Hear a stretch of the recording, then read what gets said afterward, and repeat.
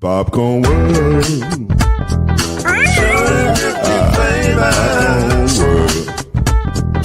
Popcorn world. Yeah.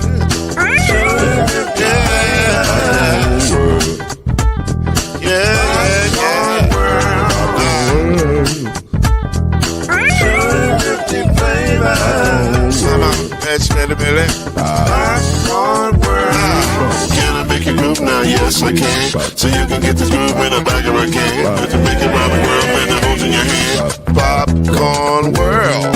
250 flavors gonna make you smile. 250 flavors gonna make you smile. 250 flavors gonna make you smile. I said popcorn make you smile. Ah. Popcorn world. Popcorn world. Popcorn world. Popcorn world. The popcorn world.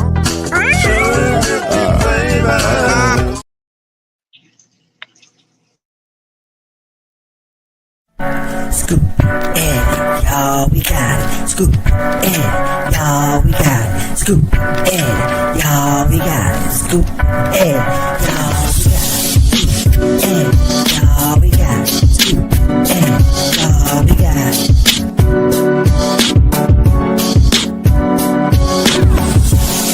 That's how we go. This is how it ends. The press roll. That's how it goes. This is how it ends. The press roll. That's how it goes. This is how it ends. The press roll. That's how it goes. This is how it ends. The press roll. And now, get ready for Ginger Caskins and Lloyd Spence, the press and the pros. Let's go.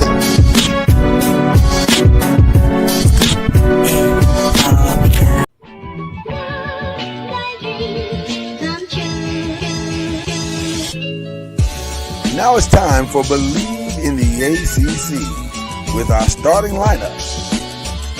From Florida State, number 17, Charlie Ward.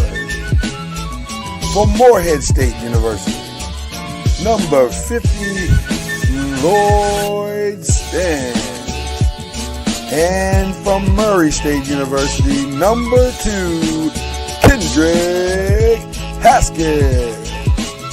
Get ready for the best sports show about the ACC in all the land. Bleav in the ACC starts now.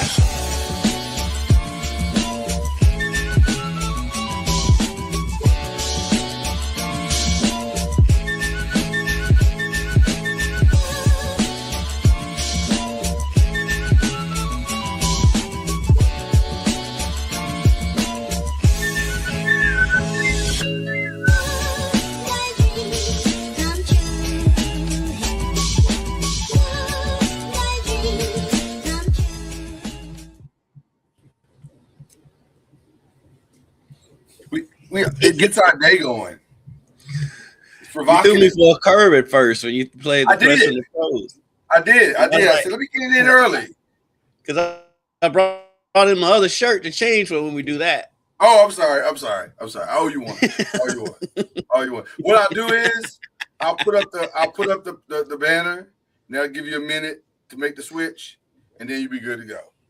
Because I ain't it's too hot in here. I got this place smoking, bro. Like, it's hot in here. It's so cold outside that I have to run the thing hard because this is an old house and it's insulated terrible. Mm-hmm. So I have to I'm in a full-on fight with the cold right now. And I'm winning. So far I'm winning. After my last electric bill, I turned my heat down because they tripping. I'm this nervous. Before the cold came in. LG&E, I was a mess. Listen, I'm calling all out. I ain't gonna hold you. I'm nervous. It's gonna be bad. It's gonna be bad. I'm just telling you, it's gonna be bad. Mm-hmm. But like my birthday, that's over. I'm just, what are you doing for your birthday? I'm sitting here. Just gonna sit here. Like, what are you gonna do, huh? I tell you, LG&E, y'all made that up. Yeah, we got to split that up. We got to split that up or something. Like let's work together. Let's work together on this. All right, that is Kendrick Haskins. Yeah. I'm Lloyd Spence. This is a mashup of Bleav in the ACC and the Press and Pros. And I reversed it on y'all today because we're going to really start with Bleav in the ACC and then roll into Press and Pros. But also, I needed the extra 30 seconds. So, I figured that's what was going on. need the extra 30 seconds. But we got a full show. And the ACC, God bless you, gave us plenty to discuss. Plenty to discuss today. Shout out to Dabo Swinney, who got the party started last Friday. Nobody saw that coming. That was the press conference. You know what that was? That was the press conference he's been wanting to do for 3 years. Mm-hmm. But he was like, nah, I ain't gonna say nothing. Nah, man, just forget it, man. Don't worry about it. And then finally he was like, you know what? I got time today. I got time today. So if y'all don't know, Dabo Swinney out here in these streets snitching. That's right. That's what else we gonna call it. Yeah. He's snitching. Yep. He got on the TVs, on your TVs and on the internet and snitched in detail. I mean, Dabo was snitching like he was about to get the charge. And he was like, I ain't going to jail for nobody. So here's what went down. So if you don't know, Dabo has a sophomore linebacker that's apparently pretty good, Luke Farrelly. And the season didn't go quite the way Dabo and Luke and Clemson thought it would go. And so Ole Miss was like, hey, man, listen, if you don't want no head coach all up in the videos, making excuses, blaming the players, come over to Ole Miss. And so he was like, all right. So he got in the transfer portal unexpectedly. Everybody was like, why are you in the transfer portal? He said, I mean, some things that happen. You know what I'm saying? I mean, wait my account set up. Yeah. My account set up between my checking and savings. And so they was like, well, man, you ain't got to get in the transfer portal. Let's figure this out. So he was like, all right, let's figure it out then. All right, okay. Let's see what we can do. I mean, call me or something. But the whole time, apparently he was getting minute by minute details of what was going on, Dabo was, because apparently he knew the times of every phone call, every text message from Ole Miss, who the AD was, who the assistant AD was, who dropped off the money. He knew everything. It makes me think of that song. Remember that song by the firm? We got your phone tapped. We got your phone tapped. We got your phone tapped. Clearly, they had his phone tapped because they was ready, and so they had all at the press conference. It was crazy to hear him drop such specific times. He was like at 11:14. I was like, Dabo, come on, man, 11:14, like for real. That's you got it down to the minute, like for real. So, They laid out their plan or whatever. None of that really helped because the kids still transferred. They play Ole Miss next season. So I don't know what we accomplished here, except that we accomplished an investigation. Apparently. But like, I don't know what Dabo is getting out of that because it's not like they have rules against tampering because there's no rules. Well, now we're ready for today's discussion, late boys and girls, because the truth of this is, if this was 10 years ago, Dabo would be breaking the biggest story in college sports. Tampering. Oh my God. They illegally talked to this player and he's under scholarship and blah, blah, blah. Mm-hmm. All Dabo did was confirm that you don't know what he's doing in today's college game. Because if you don't think winks and nods are going on like crazy right now, you don't understand how the game really works, D. Yeah. I love you, Dabs. You friend of the show. But also, you got to catch up, brother. Right. Right. You got to catch up. Right. It's like every school is doing that. Oh, my God. In big ways. Except apparently Clemson. Clemson, We run a clean program. We don't want to pay players. That's not what we do. We grow them from within, and all is well. Well, all is not well, sir. We believe in the sanctity of college sports. Well, you can keep believing it if you want to. Your ad's going to be out pretty soon. He won't be there much longer. Like, I'm just telling you. That's not how it works. That's not how it works. Listen, I get all these get off my line guys, and I'm wearing the shirt of one right now. Get off my line. I get it. But that ain't how it works. And listen, are you mad that the kids aren't getting the education that you want them to get? That never comes up in their arguments. No, never. It feels like, this is my opinion, it feels like you're mad because the playing field's level now. And you got to work 10 times harder to do your job. And I get it. That sucks. Nobody wants to work 10 times harder than the job they got hired for. Especially when you consider the ages of these coaches. Usually you're winding down. Right. Now you got to ramp it back up. You went from recruiting once or twice a year to recruiting every day. I got it. That sucks. Recruiting your own team. Right. You got to recruit your own team constantly. You got to do check-ins. You doing all right? Everything's good? You got to tap their phones. You got to tap in. It sucks. I got it. But also, this is the way the game works now. And he said he was cheating. Well, apparently right now in college sports, if you ain't cheating, you ain't trying. Well, in college sports, there's not such thing as cheating, because in cheating, you have to be breaking rules. What rules are there to be broken? I don't know. You know, what's funny is they asked Paul Feinbaum. Shout out to Paul Feinbaum. I mean, they asked me, so what is this going to do to Ole Miss? And he was like, gonna make them really happy because they did what this. There's nothing he's doing wrong. Like this, everything he's doing is within wrong with what he's doing. Everything he's doing is within the rules. So not 100% sure what you want him to do. Like, he's going after a player he needs. He has the financial resources to pay that player, and the player agreed to come. So, yeah, until there's tampering rules, then there's nothing illegal about what he. And by the way, is it shady? Yeah, it is shady. It is shady. But I mean, like you said, that's the game right now, and there's no rules against it. Just like the whole thing with Alabama and the center that they got. That, you know, you can't get mad at Alabama because they found a loophole in the rule. Listen, it's NCAA's fault for having that loophole. Listen, here's what's happening to coaches, these young coaches right now. They're actually reading the NCAA rule book and finding out that stuff that they thought were rules aren't rules. And so why am I living by an implied rule? If I can go get a G League player to play, why wouldn't I do that? Right. If I can go get a player off your team and put him on my team just by making him a financial offer, why wouldn't I do that? I'm just trying to understand what you want me to do. Y'all set up this system. I didn't set it up. Y'all did this. Yeah, I do have an issue with the Duke quarterback signing a 2-year deal with Duke, then going to Miami after a year.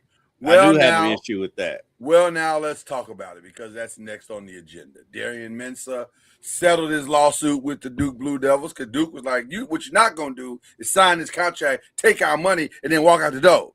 He was like, cool. Miami, they won't let me walk out the door with this money. Miami was like, whatever. How much is it? We got that. So they paid the fine.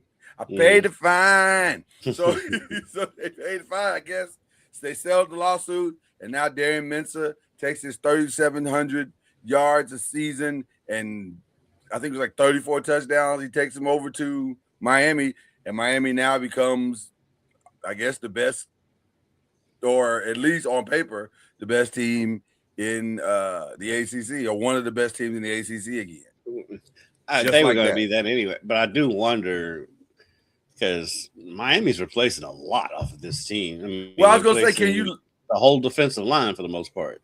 Well, I was going to say, you said they were going to be that. I'm not 100% sure that's true because you can't. They got a lot of first-round talent that won't be on this team next year. Now, to be fair, They have Getting Darren first round Mensah. talent that's still gonna be there. Malachi Tony will be back. Malachi Tony will be there. Darren Mensah will be there. They got Duke's best wide receiver that he already has chemistry with. He'll be there. Isn't McConkey, Fletcher I think back? is his name. Huh? Isn't Fletcher back too? I want to say Running Fletcher's back too. I think Fletcher is back. So let's be clear. Miami's going to be great. Yes. They're going to be great next year. They're going to be a good The team. U's back. It's back. It might be all right to say that now. I know that's been a source of great comedy for us the last year and a half, 4 years. Really since the inception of this podcast. Yes. But now, turns out that might be right. The Yep. U is probably back now. They're going to be a good team for quite some time, and so it'll be interesting to see how what's going to be interesting to me, going back, kind of combining the two stories, the Dabo story and this one, is that these type of things, and leave it to the ACC to be the ones leading the pack about this all being out in the news and in the open and everything. Of course, it's the ACC. Why wouldn't it be? You'll never hear. You hear some stuff in the SEC, but not a lot. And you don't hear anything in the Big Ten. The Big Ten's got their lids shut tight. So, but this will be the thing that triggers government intervention, probably. Like the Alabama thing is going to trigger government intervention. We're getting closer for sure.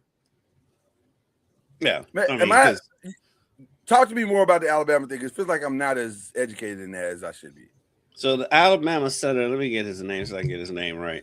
Yeah. The Alabama went out and got a G League player who was right. I know. I know about that. I want to say he was a lottery pick out of Alabama for this year, 2 years ago. Oh, that's right. I am familiar with it. I forgot his name, but I saw that. But he didn't sign anything, right? Bediako. And so but he never played, right? Something like that. He never played in the NBA. He's played G League games. And but he never played an NBA game. So ironically, an Alabama judge, a judge in Alabama granted him eligibility. Well, but here's the irony of that statement. It correct me if I'm wrong, but I don't think I am. If I'm not mistaken, you can leave high school and go play in the G League.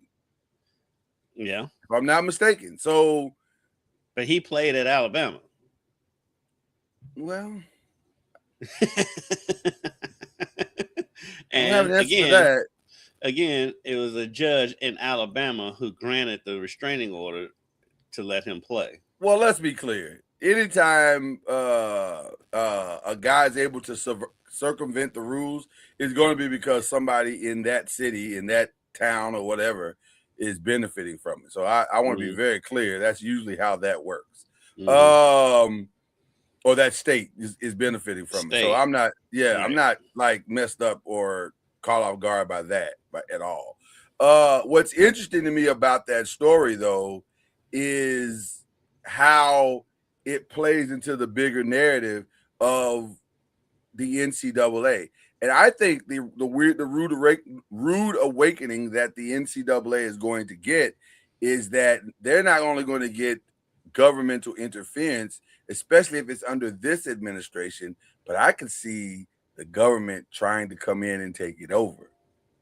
Yeah, because like if this is happening in basketball, what's to keep college football? It's going to happen. From going to getting players off. It's going to happen. Practice. It's going to happen. It's going to happen. I'm surprised that hadn't happened yet. Some kid that left as a junior is going to get drafted in like the 7th round or even to the practice squad. And they're going to say, well, since you're on the practice squad and you technically have a year of eligibility left, I mean, as long as you haven't technically taken a check yet, and that'll be where it starts. But I think this is what's going to trigger government intervention for sure. They're going to step in and be like, NCAA, what are y'all here for? Because that is the question we're all asking. What are you here for? If you can't regulate this, then what are you here for? Right. I think this is a make or break time for the NCAA with the Betty Aku decision, whatever comes out, and going forward. Because if you can't regulate who can and cannot play in your league, then what can you regulate? What can you And by the way, when did you lose control like this? Like this seems like it's happened overnight. Like for 1 minute they were doing fine. Once the NIL came in and you can legally pay players, that's it was like all bets were off. Yeah. Yeah. And like I felt like, and we've been saying it since the NIL came on, is that they did not do enough as far as getting rules in place before they did it. They just did it. Yeah, right. They didn't do any due diligence whatsoever. They just did it. It's like somebody woke up literally one day. Yeah, I was going to say the exact same thing. I got a great idea. Woke up. I got a great idea. We go. No thought, no forethought, nothing. Is this our favorite person popping up? Listen, right, it is, and it's perfect timing because in our next topic, it would take a coach to talk about a coach. So let's bring in our favorite coach, who lost a tough one. Hey, big bro, Coach Junior. That was a tough one. I watched that one from start to finish. I felt you. I felt you on that last play. I was like, fellas, y'all got to organize. You got to organize. You got to organize. What it felt. I don't know. Something went wrong, and they just didn't see it, or I don't know what happened. But lost a tough one to Jackson State. But you're still at the top of the conference. Yeah, I mean, so things are still going well. We're still in the mix. How are you feeling, man? This is going your first foray into college coaching is going pretty well. We're off to a good start for sure, but of course, it's like anything else. In order to continue to be where you're at, you got to be consistent and take the highs with the lows. There be more opportunities for us to continue to get better. The key is about improvement, of course. So, and then playing good basketball, good quality basketball. And, definitely Monday was tough loss, but it was one that we got a chance to learn from and look at, see how we can improve, our endings in a sense. That's been the case, for some time. We won some of those games. Some of those close games by making plays down the stretch. Unfortunately, Monday we weren't able to do that to be able to secure the win. But we got another. The SWAC is not an easy conference. Yeah, there's some quality teams, and anybody can beat anybody. So you have to show up and play well each and every night. And going on the road is always tough, regardless of where you go. But we got the Alabama schools coming up, so on the road. So it'll be a challenge, but we can't, hang our head one way or another, whether we win or lose. We just have to keep pushing forward and growing as a team so that we can be playing good basketball at the right time.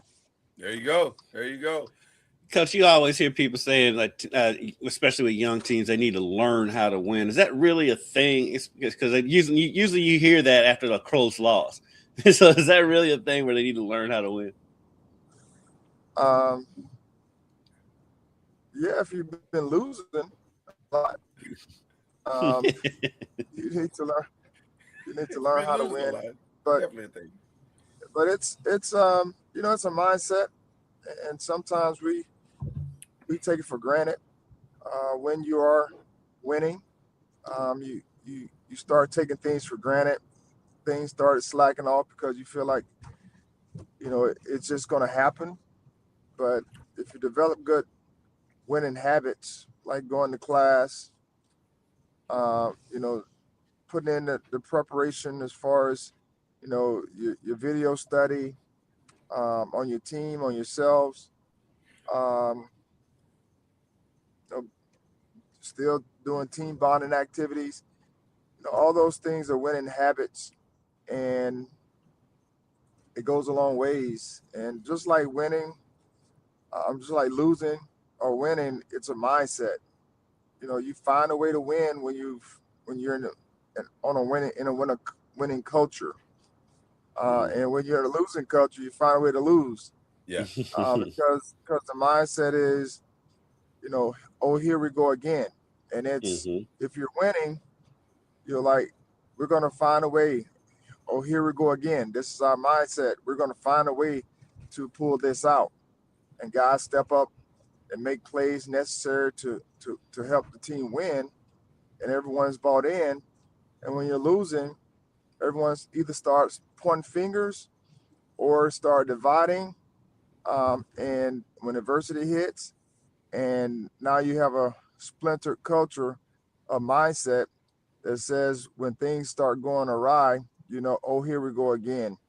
And so it's just that whole mindset that you have, that, you know, it's hard.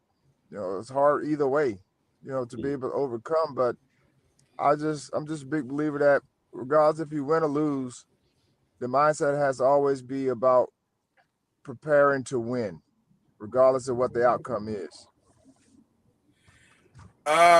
I do have one other thing I need to talk to you about in regards to FAMU, sir. And you know, I was just noticing on the FAMU Instagram page that you had like some visitors come by. And... See, he's already laughing. He already knows where this is going. It feels flexish. I mean. And that was a Charlie Ward humble flex.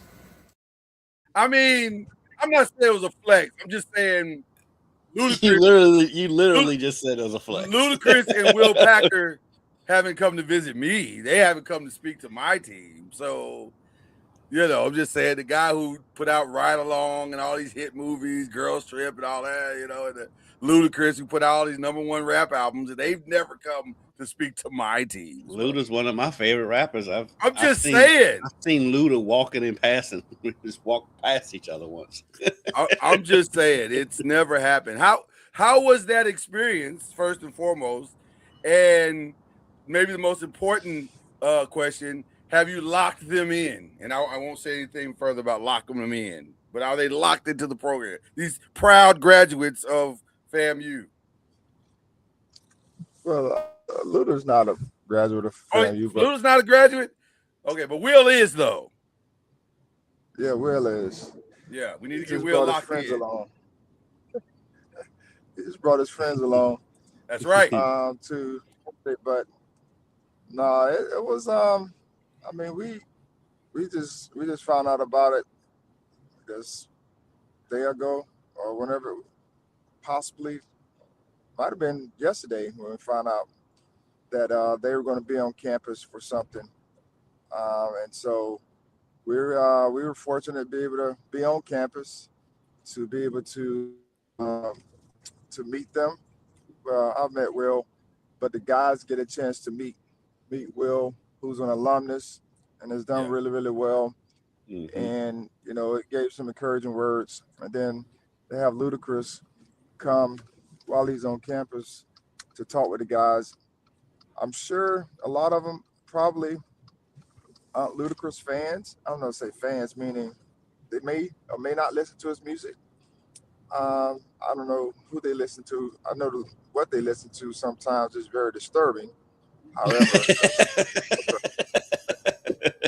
they know Fast and the Furious. They probably know Luda more. They than know him more than a from rapper Fast now. and Furious, right? Some of them weren't alive when he did. Yeah. So he did mention that to the guys yesterday about F1 is a movie. I don't know. Yes. Yeah. So I have to catch up on it. But it was very good. I've never met Ludacris. I've heard about him. I've seen him in commercials and those types of things. So, you know, yesterday when we knew he was coming, but the guys didn't know. And Coach was sharing some information. about mindset and all the different things that we were talking about yesterday. And I told Coach, I was like, "Hey man, what we dealing with is ludicrous." And he was like, "Yeah, it is ludicrous."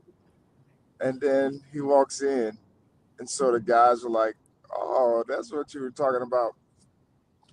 See I how was many like, golden bowls. I see what you did there, work. I see it.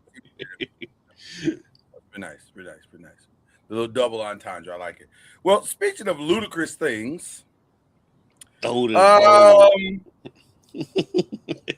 well, now listen, this coach for sure definitely wanted to throw them bows yesterday. I'm sure. Bill Belichick was informed that despite 6 Super Bowls, 14 visits to the Super Bowl, and a plethora, 13 visits to the conference championship games, despite all of that success, he is not qualified to be a first ballot Hall of Famer.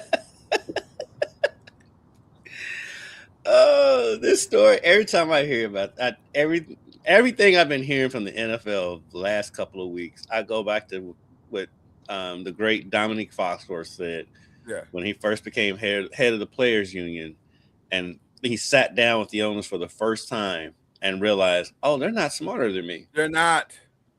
And they prove it every day now.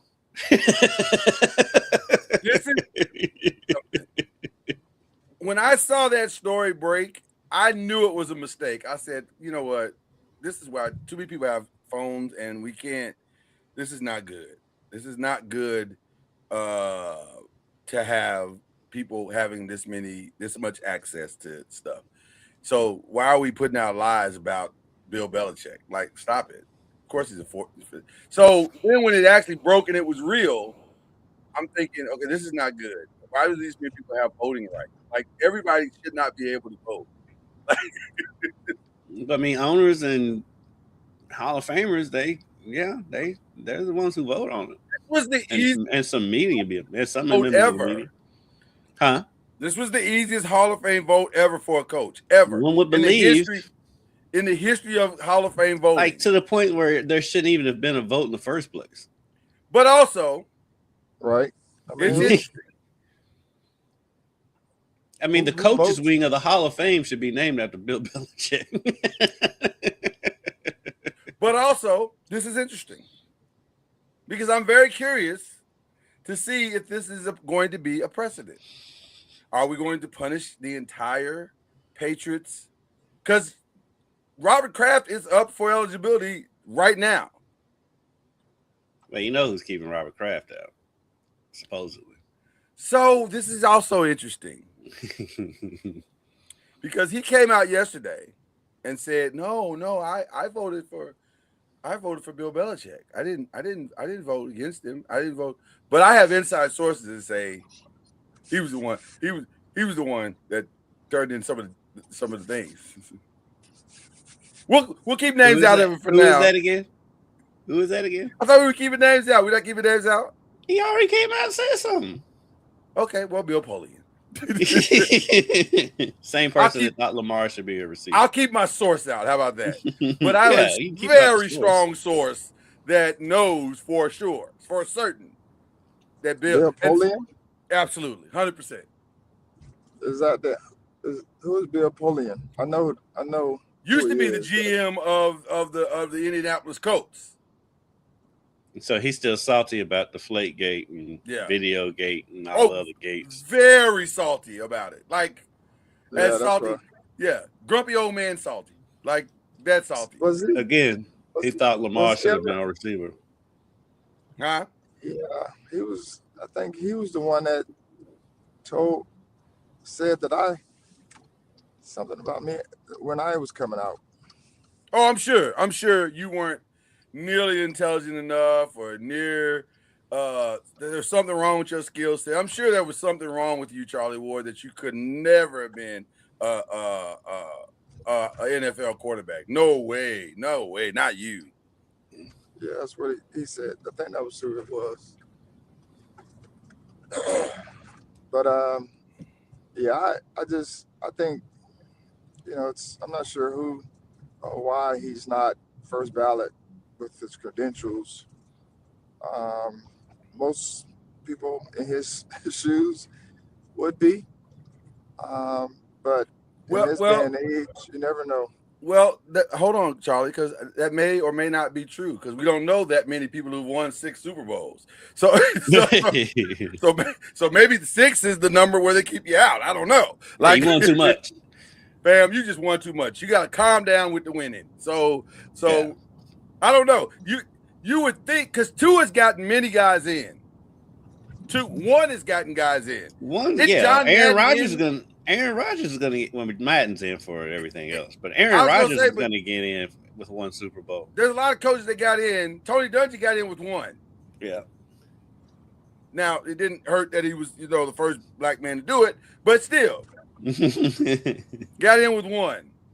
Now had he won 5 more, he'd be completely out. Is it your first ballot Hall of Famer? First ballot. Tony was I think Tony was first ballot, I believe. I'm sure he was. I'm pretty sure he was. I think he was first ballot. Yeah. But when you win 6, they're like, nah, that's too many. You can't be first ballot. That's crazy. It's clearly personal petty stuff that he wasn't voted first ballot. It's silly, but I was told that there's some guys that didn't vote at all. But they probably because they was like, yeah, he's on him. He's gonna get in. Why do I need to worry about this vote? I'm sure that happened too. That's crazy.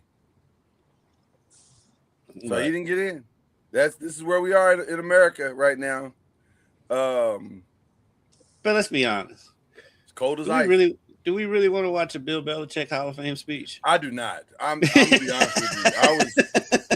I don't watch any of them, but I'm just saying. I was thinking that could be the most honorary speech ever in the history. Or no, it'll be the most boring speech. Well, now it might be. Now it might be. Oh, now I do want to see it. Now I actually do want to see it. Now it might be a Michael Jordan level. Yeah, I'm here for the whole thing now because he may call reporters out by name. He may call Bill Polian out by name. So Bill Polian has done his share of oddball stuff in his career. He's a different kind of dude. He has an idea what a quarterback looks like, and it's never like Charlie Ward or Lamar Jackson. It'll never look like Charlie Ward. His quarterback will never be. And essentially, that's ironic because essentially that's basically what put him out the league. I think at some point, the changing of mindsets as it relates to people, period, was like, man, we can't. It's just a matter of time before you say something really raggedy. and we're in a full-blown controversy and we can't get any players as a coach organization. So we just need to go and eliminate this right now. Notice Charlie's hoodie that he has on today. What does he got? Oh, he's got his Heisman. Oh, that's nice, Charlie. That is really nice. That's really nice. I'm not even gonna flex you on that one. Like that's just really nice. Especially if you I'm not because I still have an address and if he wants to,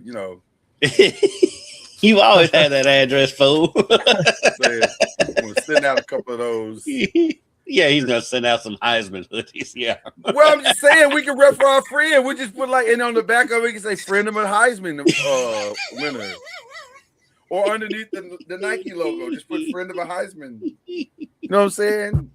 Right under the trophy, just say, I know someone who has I know a guy. It would just say I know a guy. I know a guy. I know him. How cold is it there, Charlie? You're in Tallahassee. How cold is it there? Because I guarantee it's not as cold as it is here. No, it's not. It's like 46 degrees. That's sweltering compared to what it is here. You know what? I low key want to humble flex you just for that. Like I ain't gonna hold you. It's because it's like 28 here. It's 20 degrees less there. Oh, right. We're not supposed to get above freezing for like another week and a half. See, on that line, Charlie, when you say stuff like that, oh, it's just 20 degrees less. See, it's stuff like that, Charlie. You know what I'm saying? It's right there. What? It's right there. You on the flex line, Charlie. Is that not true? All your flexes are true. Not the point, Charlie. You know what I'm talking about? It's this guy. Just It's this saying. guy right here, right there. Just saying. All right. Charlie, I didn't get your thoughts on the Dabo thing. We had our What thoughts, but Dabo? we'd love to hear your thoughts about Dabo snitching on He snitched Ole on Ole Miss. Miss. Full out snitching. So And they how's say that snitches snitching? get stitching. Oh, he's snitching. I mean, I ain't How's saying that it's wrong. snitching? I ain't saying it's wrong. I'm just saying it's snitching. See, see when we talk, we keep talking about these mindsets, right? Yep. That's what I tell my guys. They call it snitching. Snitching is when you are talking to the streets. Okay. But accountability is when you're talking professionally. So which one do you want to be? Snitching is for the streets, and accountability is professional. And so what Dabo is doing is holding people accountable for tampering. Well, that took an interesting turn there, Charlie. So he's holding Ole Miss accountable for their actions. 100. And did it by minute detail. That was the most, to Had me, the that was the phones most tapped. impressive part of the whole Yeah, thing. the phones tapped, Charlie. Because he was like, at 11:14, they called my boy. At 11:17, they sent him a text. I was like, yo, what? Like, are you the FBI? Did you have the FBI doing this for you? Like, who was working this plan for you, investigation for you? So that was crazy. But I'm happy somebody did it. Like we're in this world where tampering is a thing, and people are just okay with it. And we're also in a day where everything seems to be okay, whether it's right or wrong. Well, that's what we were saying earlier, because it's like it's tampering, but there's no rule against tampering because there are no rules. So what do you do? I mean, the NCAA actually, it's only a crime if it's rules. Yeah, it's only a crime if you like put it on the books as a crime. But if it's not a crime, then it's just Tuesday. Like it's just right. There's nothing has happened. You don't like it, and it feels immoral. It's shady. It's shady. Right. I'll get it. Yeah. But also, it's not illegal. I mean, you can't punish someone for something that they didn't commit. Like it's like if you put a sign up there that says free and they take the candy, that's not a crime. That's just there has to be something where in the NCAA rule book where the tampering is a part of. It may not be called tampering, but it has to be something. But in this day and age, you will never know what the rules are because things just keep changing from city to city, state to state, and minute to minute. Yeah. So it's hard to keep up with things that are fluent, things that are that you can hold people accountable to. And then if you do hold someone accountable, they go and take it to a judge that's an alumnus and get it passed. Yeah. So I mean, kind of sounds like Alabama, Charlie. I'm just saying, it's just what are we doing? Right. And then there's the other part, Charlie, that you got to be careful with, and let's be fair in our journalistic reporting here. The old saying in the South is sweep around your own front door before you try to sweep around mine. So when you make these allegations and you are as forthcoming and as detailed as you have been, they better not be able to come find nothing in your backyard. Well, I mean, because that's what happens next. Yeah, and that's no different than anywhere else. I agree. Like if people are going to hold people accountable, you don't mind being held accountable. You want to make sure that you're doing everything you're supposed to do. And is it going to be clean? Everything's going to be clean? No. If you go to every program, somebody has done something that they weren't supposed to do. I mean, that's when you start digging. But when it's blatant like that, is the point. When it's just brutally blatant, yeah, that's where I think kind of crossed the line. That's just like I don't know what analogy is per se, but it's just saying I don't care. No, I'm just going to do that's a what good analogy by itself. I don't care. Yeah. I don't care. I'm Yeah. just going to do what I think is best for my program, Right. regardless of if it breaks rules. That's like, hey, I'm gonna go 77 in this 25-mile-per-hour zone because I can. I don't care if I get a ticket. I don't care if I hit somebody. I don't care. It's that whole mindset of just being blatant about it. Is what is the Can I most disturbing thing. can I bring up something that no one else has brought up about this as well?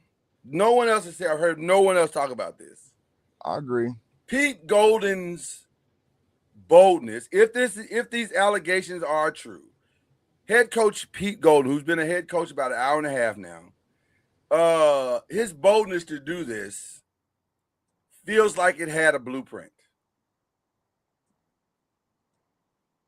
Like he was really bold to just jump out there and be like, I feel like I can get away with this.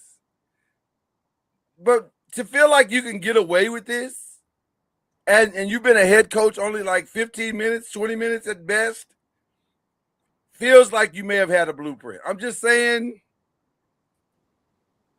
you look back and you say, where did Pete Golden get this idea from? Did he come up with this all on his own, or is this just an Ole Miss play? And it makes you wonder, I mean, who was the head coach at Ole Miss before he was the head coach at Ole Miss? Well, they're doing the same thing. I mean, they were tampering with Ole Miss players. That's probably why they got rid of some of the guys. Thank you. If you start to follow the guys tea away. leaves, I agree with you, Charlie. You start to read some of the tea leaves, it makes you wonder, like, where did he get this play from? Because it's a bold play. So my other thing is, I mean, I understand the whole coaches deal, but where's the player and the agent coming from? Because they signed the deal to go to Clemson, and then they reneged on the deal because somebody came with a better offer.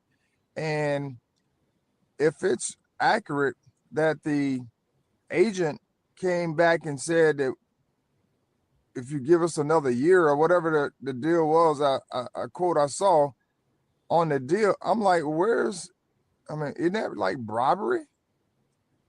That's the thing that's irked me about this whole thing is that these players are signing contracts and breaking them. And I'm like, at one point, do these contracts hold up? I mean, I know coaches have broken contracts before, and it basically just ends up being a buyout. But I don't understand why they're able to sign and then leave. A buyout. There's a buyout. Right. The coach can't leave just willy-nilly. Right. Because there's a buyout that someone has to pay.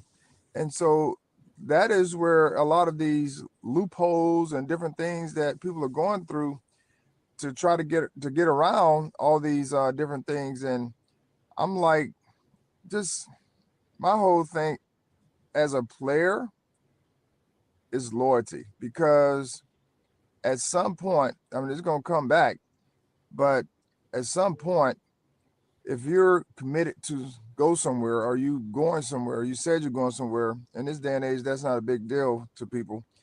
Loyalty, commitment, it's what I feel today. Right. And so it's just that whole, you're literally in school. Yeah. Yeah. And somebody comes and says, I want to give you more to go over here. And you're like, oh, okay. I'm just going to leave school and go to a whole nother situation because they gave me more. Yeah. And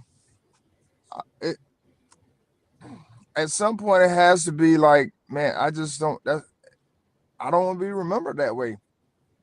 And that's one of the things I keep telling my young man. I was like, you're gonna always be remembered for something.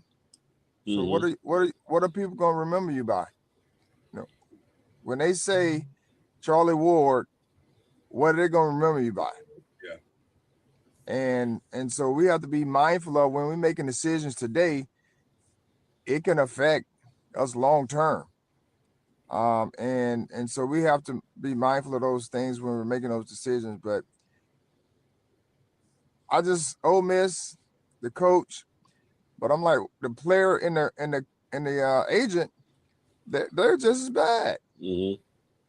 Yeah, they're just as complicit.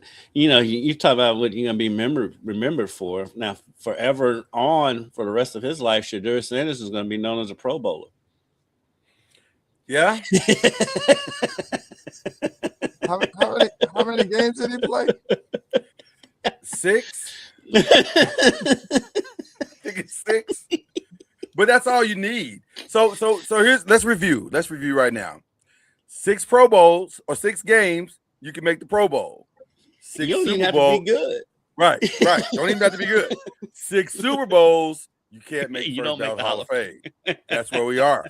This is the new America. This is the new America we live in now. At some point, we're going to realize that the world's most popular, America's most popular sport does a lot of dumb stuff. So Shador's so who did he beat out? He's Drake May's replacement. So let me be clear, and I'm glad I had somebody explain this to me. I had somebody connected to the NFL explain this to me, and they said basically the way it works is that there's a list, and so they just go down the list, and guys have the opportunity to replace him. They call on the phone, hey, Drake's obviously not going to be able to be in the Pro Bowl. Would you like to replace him? And so apparently they went down the list and they got to Shadur's name and they were like, Shadur, would you like to be a Pro Bowler? And he was like, sure, I'll be glad to do it. So what makes this interesting to me is that he gets to say now, I'm a first-year rookie Pro Bowler, which a lot of contracts are, negotiated upon that point. A lot of but let's just be honest. Right. Shador, his jersey is one of the top sellers for the Browns. 100%. It may be the top seller in the league, not just the Browns, in the league. Other than Myles Garrett, who probably sells more, him or Myles Garrett? I bet it should do. I bet it should do. So when you start looking at it, I mean is it a popular name and what have you? So when you start talking about contracts, I mean he's doing well. He's going to do well, outside of his actual rookie contract. So there's not much. He has to continue to build upon his rookie deal. Yeah. In order to be able to benefit greatly when that time comes. But it gives him more marketing ability. Well, he's already marketable, but it gives him more to be able to say he's a Pro Bowler his first year. But my whole thing is, where does that put Dylan Gabriel? I mean, he's not a Pro Bowler. He got drafted before. Well, and also it put the new head coach in virtually a very difficult position. Yes. How do you trade away a Pro Bowler? How do you sit the Pro Bowler? Right. Well, we're not going to start the Pro Bowler. The Ravens did it. We're going to start the guy that the Pro Bowler replaced. Well, the Ravens did it with Huntley because Huntley was a Pro Bowler. Yeah, but they had justification because they had a 2-time MVP. So they had. Yeah, it is a difference. It is apples to oranges on that. Dylan has nothing. He has nothing but being. Has the Browns hired? They hired Lunkin. They hired Todd Monken. Todd Monken. Yeah, which is again, you put him in a nearly impossible place because now his first day he's got to decide: do I start the Pro Bowler or do I start the? And throw in the irony of Shadur didn't want to go to the Ravens because he didn't want to sit behind Lamar. And now Lamar's offensive coordinator is his head coach. Well, you can't make this stuff up. You can't make this up. This is about as good as it gets. I know he took a lot of heat for that. I don't know if I actually hate that part because people who compete want to compete. So I get that. I get it. It was a stupid thing to say, but I get it. I don't know. I don't know what Todd's gonna do. Good luck to you, Todd. God bless you, sir. Because that's about as bad as it gets. And oh, by the way, you still have a $250 million guaranteed quarterback on your roster. What was that? Deshaun, he hasn't left. He's still technically a Brown. That situation I don't understand at all. Well, he's not playing. He's not playing. That so, When he's physically ready to come back, then what happens? well, he's ready now. He's technically ready now. He's physically ready now. But they decided not to play him this year to preserve him, is what Kevin Stefanski said. But he's physically ready. He was practicing the last 3 or 4 weeks. So who's the guy that brought him in? Who's the GM that brought him in? Andrew Berry. It had to be Andrew Berry, right? Is that his Is he name? still there? I think he's still there, isn't he? Well, the owner still was there? just as much a part of that as anybody. Well, the owner led the charge because they were so dead set. We can't do this with Baker Mayfield. We can't win with Baker Mayfield. We need Dumb in itself. somebody greater than Baker Mayfield. And they got the greater, except that he No, they wasn't didn't. greater. Right, except that he wasn't greater. Well, in theory, he would have been greater. In theory, he would have been Baker greater. was great for the Browns. He just got hurt and played through an injury, and then they let him go after he played through an injury all year. Yeah. He'd have been better served just not playing. Yeah. I mean, listen, I agree 1,000%. I'm just, I'm speaking like a Brown. I know it sounds ridiculous, but that's how they think. Speaking of Cleveland, real quick, I just looked over at First Take, and they showing highlights from the Lakers-Cavs game. Yeah. And all they showed was Lakers highlights. The Lakers lost by 30. Yeah.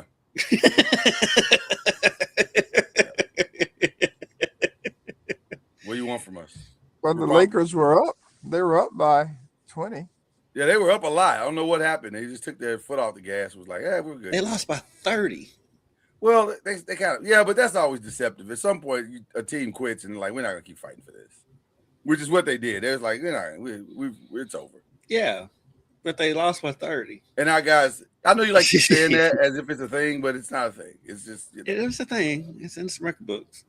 It's not a thing. Is it a thing to be concerned about? No. No, that's what I'm saying. It's not a thing.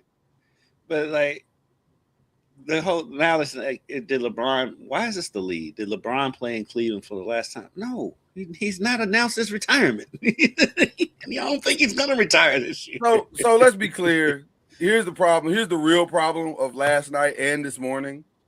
This is the week before the Super Bowl. Right, exactly. There's nothing else to talk about. There's Right. nothing else this week to talk about. It's too early to talk draft. It's all the good Too early to talk Super Bowl. Right, it's too early to talk Super Bowl, and all the good coaching hires are just about done. So we're going And to the talk Super Bowl Raiders. and the Super Bowl is not super sexy to the fans. It's not. It's not worth really having a conversation about yet. So they're kind of stuck, and they knew that. So they said, well, we got to drum up something. The best thing that happened this week is that the Bill Belichick thing happened. That helped tremendously to fill in the gaps of this week. But there's nothing else to talk about this week. Charlie, I don't know how much of this you probably can't talk about any of the basketball stuff because you're an actual Division I basketball coach. So we'll just simply say that the ACC has been very, very interesting this week in basketball. I'm sure the biggest conversation has been the Duke Louisville game and what's going on with Louisville and why they can't win, quote unquote, the big one. 1-5 in the big games now. 1-6, is it? Not only are they not winning the big ones, they're getting blown out in all these games, which has becoming an issue. I mean, because they get blown out. They don't just lose. I've made the joke, even though it's not really a joke. Louisville's not that great of a free throw shooting team, but it hasn't come back to bite them because when they lose by double digits. So the free throw shooting doesn't even come into play. But at the same time, and I deal with both Kentucky and Louisville fan bases, and both teams got blown out in back-to-back days. Right. And it's fire the coach, and it's so annoying. Both of these coaches are basically victims of their own success because they had such good first years. And Great first years, yeah. And they kind of fall back in their second year, and it's not as great a year. But at the end of the day, Louisville's 14-6 and Kentucky's 14-7. You're not firing a coach who's having that kind of a season.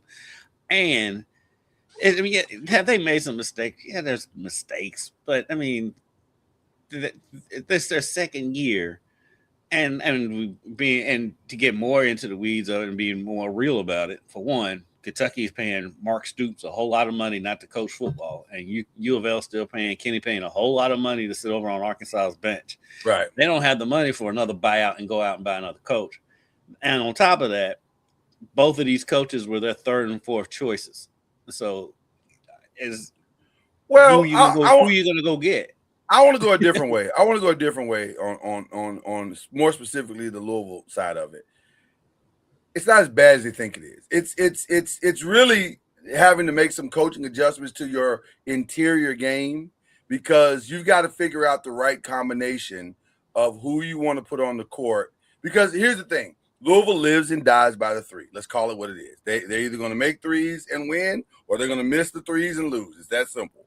And so because they don't have a great interior or more accurately, their interior game has not played well. Their bigs have not been consistent enough to keep them in games. Especially in big games, right? Right. So if they don't fix that, it doesn't matter. It doesn't matter. Mikal can go out and hit 30, but then that just means you're going to lose by 15. Because when we came on here after they lost to Duke the first time and Mikal didn't play, right? And I was like, Mikal wouldn't have made a difference in that game. He wouldn't have because their problems are not in guard. Their problems are up front. No, yeah. And I don't know why I want to call that boy Mikal all the time. Every time I say, but it looks like Mikal. Yeah.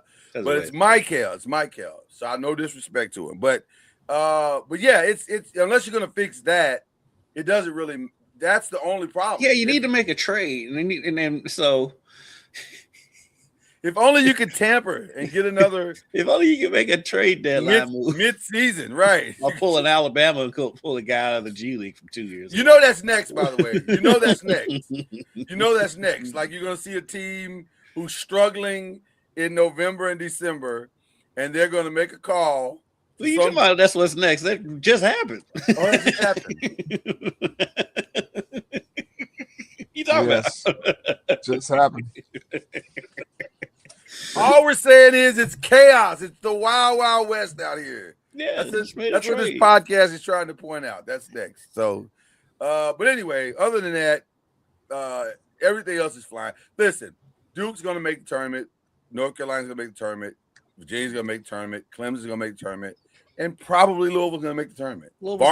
Barring a massive collapse, Louisville's going to make the tournament. Because out of their losses when Mikal was out, it was only one of those games I thought they could have won with him playing. That was a Virginia game. But like they were going to get blown out by Tennessee if Mikal was there or not. They were going to get beat by Duke rather than Mikal was there or not because it's a matchup thing.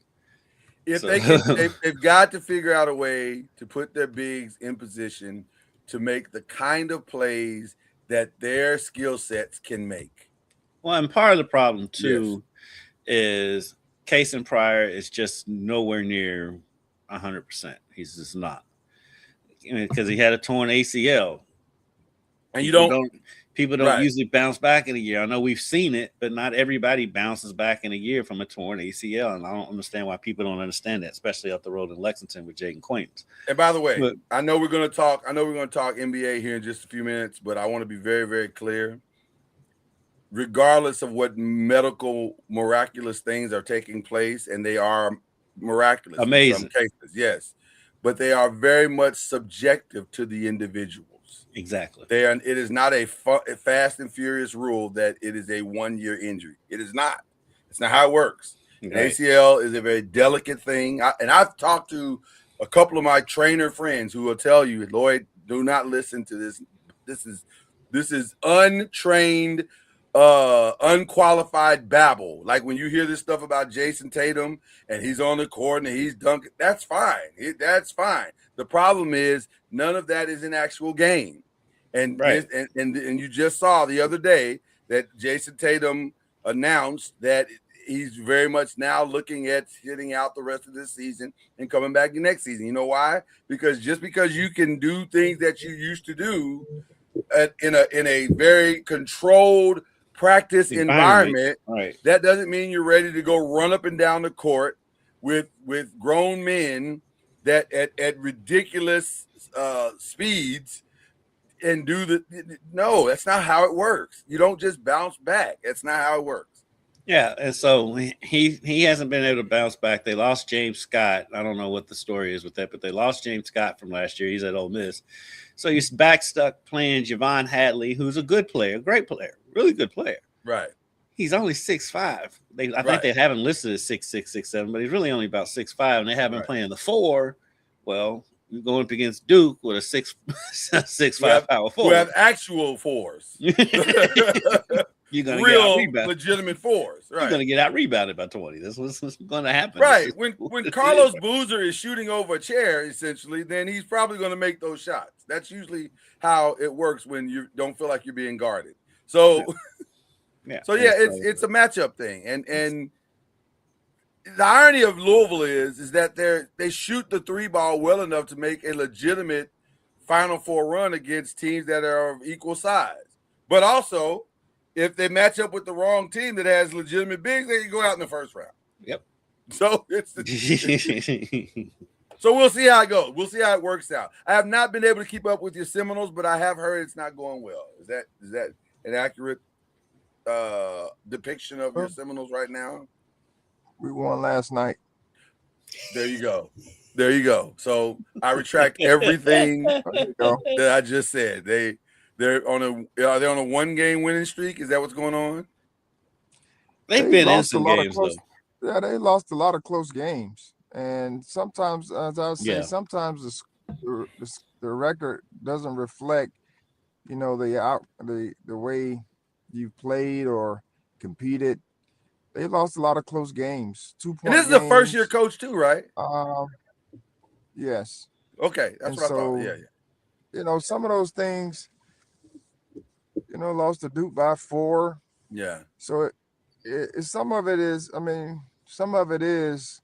kind of skewed by the record, but when you look back at it, they've lost a lot of close games. They have. Not a lot, but I'm saying they lost enough to where they only have 2, conference wins. I do believe at this point, but they've been in a lot of close games, 2-point games. I think the Syracuse lost they beat Miami by 2, but they've lost numerous games that could have at least put them by 1. Yeah. So it's just that whole deal. Guys learning, growing, and you want to be, finding out what you can do to win games, and what helps you lose games. And I got to tell our guys, one of the things you want to be in all the games. Yeah. Like you want to have a legitimate chance to win games in the end. And if you're putting yourself in that position, you're going to win some, you're going to lose some. But I want to at least have a chance. I want to be a 20-point game and you're like, oh, well, or 30-point game. But that just may be one night as well. We just lost to a team that got blown out by 30 some points the game before, and they came in here and beat us, by 1. Yeah. And so it's just that whole mindset of, every game takes life upon itself. Yeah, it's tricky. It's tricky. And listen, this is, again, Florida State is in a brand new day. Let's be clear. They are in a brand new day, and it's going to take some time. It's going to take some time to adjust. It's hard being the next guy that follows the guy. That's a very challenging task. And so this young man, God bless him, I don't even know the name of the coach, but God bless him, he's following the legend. So I get it. Say it again, Charlie. Luke Louts. Luke Louts. We're praying for you, brother. This is rough. I get it. It's first year. Yeah, I get it. First year, new program.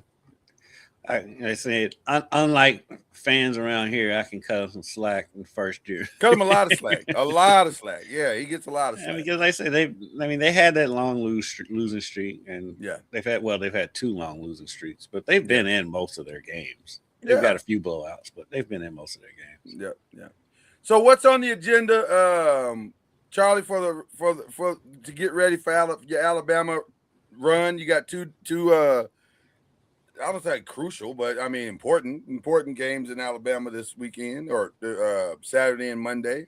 So what's left for preparation? Well, yesterday was get right day.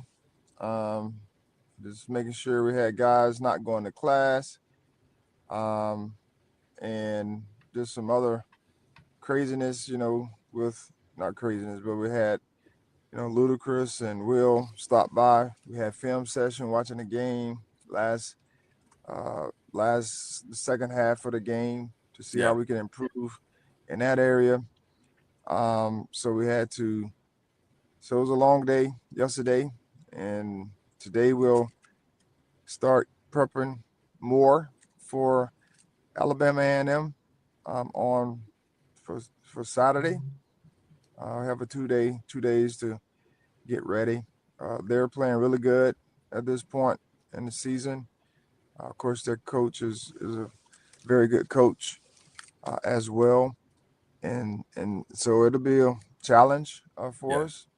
But that's what the SWAC is. SWAC is, a challenging league. People don't give them a lot of credit, but there's some really good coaches and basketball players in the tradition. SWAC. Yeah. Kendrick, So the worst film sessions are the games where you pretty much controlled it, and they came back and got you. That's because normally that's you. That's you. That's you with some mistakes. That's you losing attention to detail. And that's not to say the team didn't have a good comeback, but if you're controlling it most of the game, something that you did allowed that to happen. Which kind of sucks because now you got to go back and look at where you lost. It's a lot of my bads and my faults. Yeah, it's a lot of loss of mental focus, not paying attention, not staying in the moment. You know what I mean? It's a lot of that. So those film sessions generally suck, but you grow hopefully from it. And you learn something from it, and you can take that forward and not make the same mistakes twice. Yeah, I mean that's what we hope. But Yeah, all film sessions are normally not pleasant because there are things that you don't see. And Yeah, because even in a win, you still picking out stuff. Correct. you got to make them not pleasant. You're right. Nobody likes film sessions except for coaches. Right. Even in a Exactly. blowout, you got to be like, oh, I got to find some things. This is Look at that smile on Charlie's face. surely this wasn't a perfect game. I got to find some things there. Yeah. I used to hate them as a player because you're going to be on the film and you're not doing everything right, so you're going to get called out one way or the other. Yeah, because some of the mistakes you made that you made them. The team may not have seen them, but you made them. And so when the film comes, and you can't hide, like it's right there. We can put it in slow motion, and now we can zoom in. Now we can with technology now. With technology, you can really see. This is where you see how your feet are. You see how your feet are all off balance right here. This is why you messing up. Like, oh, sorry, coach. What are you doing, son? That film don't, like you tell them, that film don't lie. So you might as well. You need to be thinking about that when you're jogging. Mm-hmm. When you're looking at the ball and should be boxing somebody out. Yeah. Yep. And so all those things are very glaring on the film. Like, Coach, well, I did. All right. Yeah. No.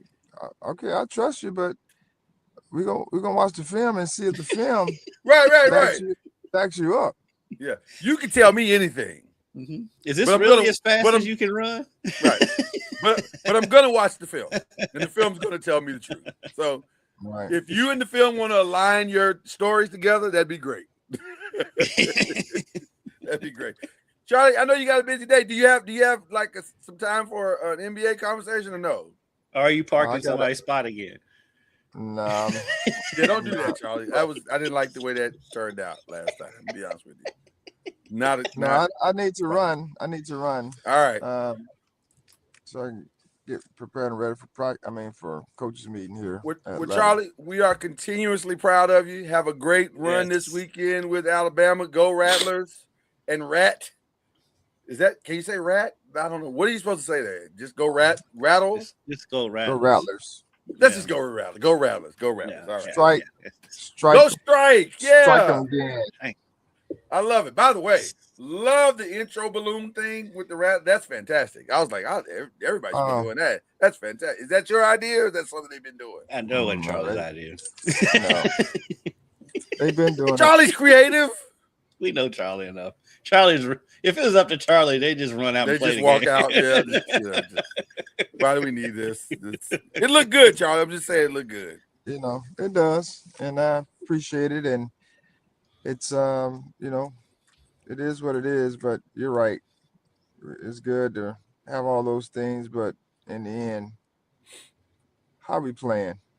But in the end, we know our teammate. We know our teammate. We know our teammate very well. We are very clear about his thoughts toward all of this. Well, God bless you, sir. We appreciate you. Yes, sir. Have a safe trip. Thanks, Coach Junior. All right. Bundle up. It's still cold in the South. It ain't cold. All right. It might be just not warm. There you go. All right, bro. Get out of here, Charlie. All right. See ya. See ya. That's the great Charlie Ward. He said it's not cold. It's kind of cold. It's a little cold. Yeah, it ain't cold. It's just not warm. All right. Listen. Let's get to the story. The story we've been waiting for, which I'm not sure why it took this long to get here, but Are we going to the NBA now? No, you need your moment, don't you? Yeah. I'm sorry. I need my minute. So I will what do we do? How do I do this? Okay. Just don't open on. Just do it again. We'll do it again. People love the music. We're switching shows. Here we go. Scoop in, y'all, we got it. Scoop in, y'all, we got it. Scoop in, y'all, we got it. Scoop in, y'all, we got it. Scoop in, y'all, we got it.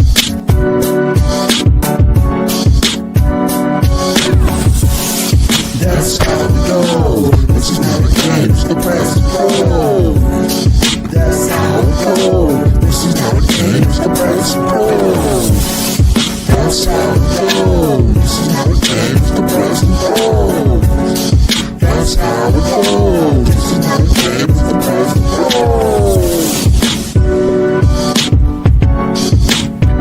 And now, get ready for Kendrick Haskins and Lloyd Spence, the press and the pros. Let's go.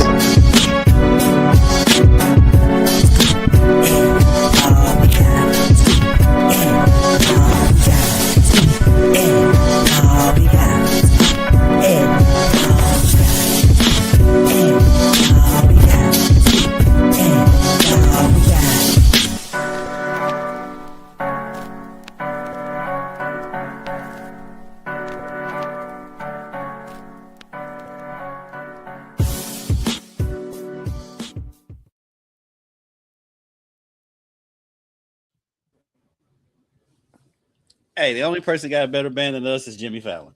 I'm just saying. Jeez. Band is killing it. They got whistles. They got whatever that sound is in the background of Press and Pros, whatever that is. The piano thingy, whatever that is. It's crazy. Yeah, it's crazy out here in these streets. Okay. All right. Let's get to the story. I don't even want to delay this thing. Yesterday, about midday in the day, in the middle of the morning kind of thing, we finally got the trade deadline kicked off. Giannis said, we're done. Now, I think he's always said we're done, but I don't know why it took so long to publicly say we're done. Maybe I don't think he really wants to leave because he's loyal. Then shut up and go play. But I don't I think think that's he knows true. this, but I think it's a thing of where he loves Milwaukee, he loves the city of Milwaukee. Okay.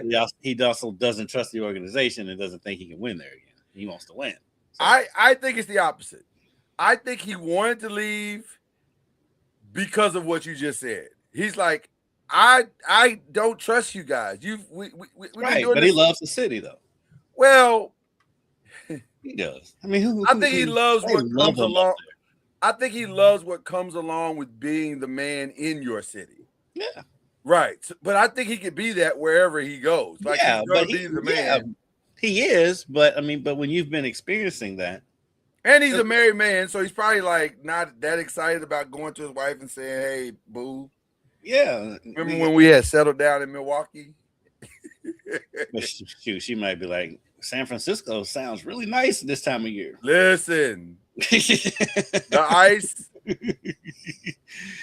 real ice, not the murderers. This last snowstorm. This last snowstorm may have made Mrs. out of the Cooper be like, you better get us up out of here. Hey, I'm ready to go. You ready? I'm packed. I already got the movers on deck. You don't even have to pack. Everything's already in boxes. Already. We are good. We are good. So they have the official green light. The way Shams reported it, he said they're already starting to get what he labeled as aggressive offers. Aggressive is a very strong language. They've already identified the top teams who can do what he's calling straight up deals.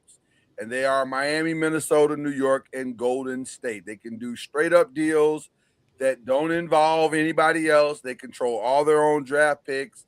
They can do straight up deals with picks and players. And now, do any of these teams have anything Milwaukee wants? I can see Cat from the Knicks, but right, we'll see. I don't see what Miami would have. And Miami has their own picks for however many years they have them. Yeah, it's definitely picks with Miami and Minnesota. Right. And they're going to be aggressive, but and Minnesota will probably give them Gobert. Yeah, they would. They would probably be willing to do that for sure. But that's not where. But I don't think. Here's what's interesting about this entire situation. What makes it very, very interesting. While Sham only mentioned 4 teams that can do straight deals, there are 30 teams that are saying, "How can we make this happen?" Mm-hmm. And several of those teams are very desperate. Now, if you're asking me, the most desperate is probably the Golden State Warriors. By far, they are the leader in the clubhouse.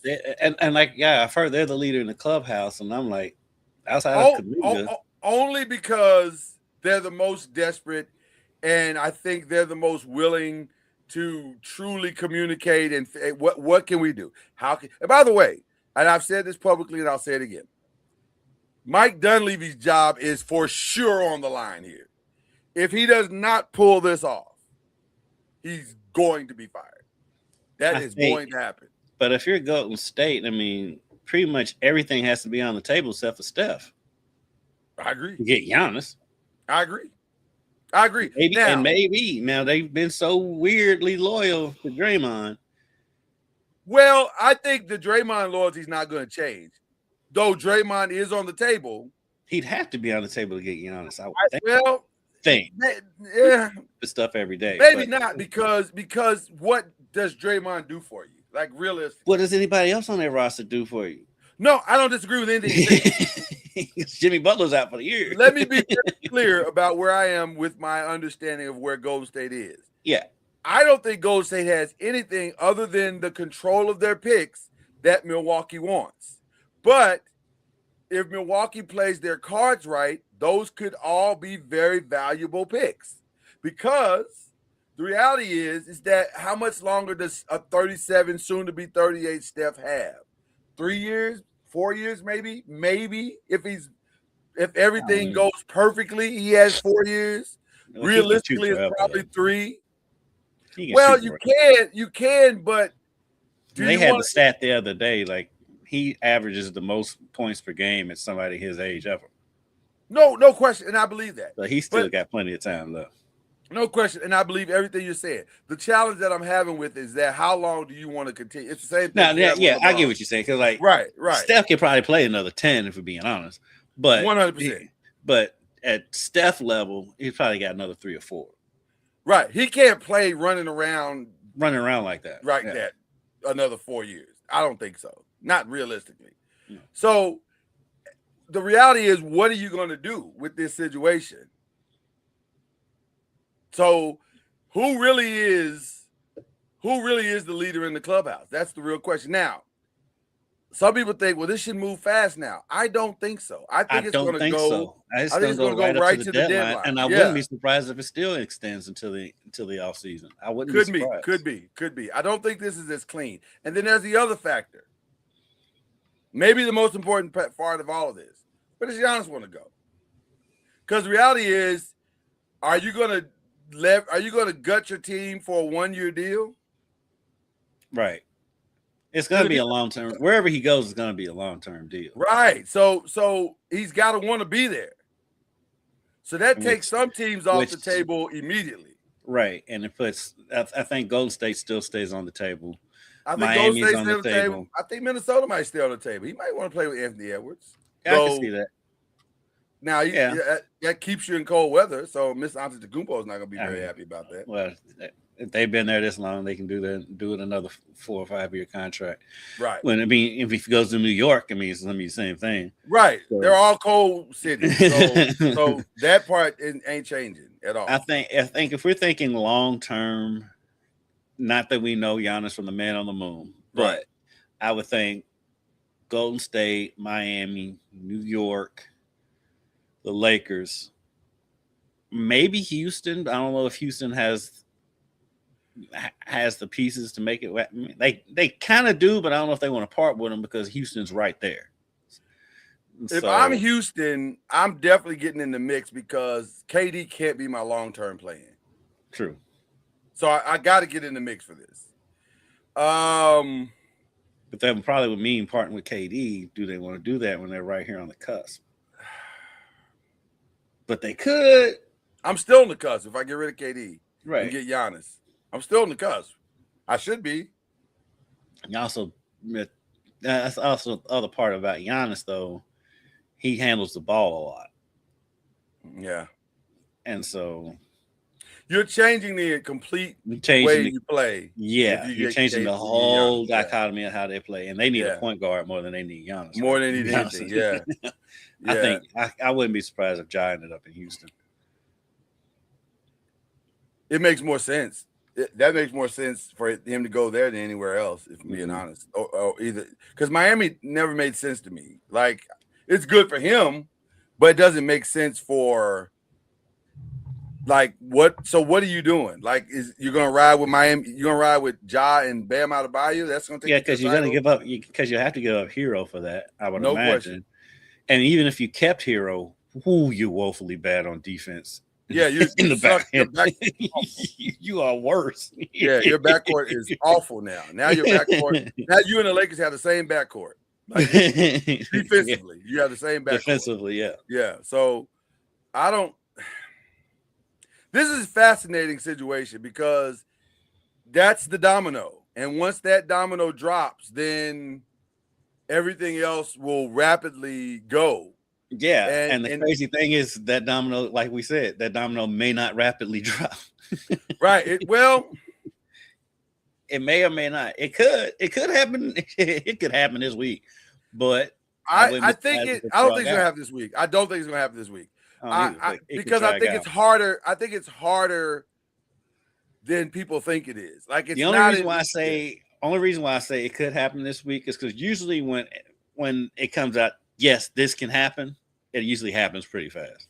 Well, let me say this. You're 1,000% correct. And if you're the Golden State Warriors or the Minnesota Timberwolves or Miami or whatever, those straight up teams, those teams that can do straight up deals, you want this to happen as fast as it possibly can because the you're playoff longer contenders. Yeah. Right. Well, that and the longer it goes on, the more you allow the other teams that want to get in on. Because see, here's the thing: the Oklahoma Cities, the Utah Jazzes, the other teams that can't do this, the Lakers that can't do this deal straight up, they want this to drag on because they, by messing up your deal, it allows for 5 other deals to get done. Exactly. So the path that these teams have to get their deals done and to get what they want out of their deals comes through helping another team get this deal done. So that's the only incentive that other teams have to help the Lakers. If we can get Giannis off the board, now we can go get Ja, or now we can go get Jaren Jackson, or now we can go get these other players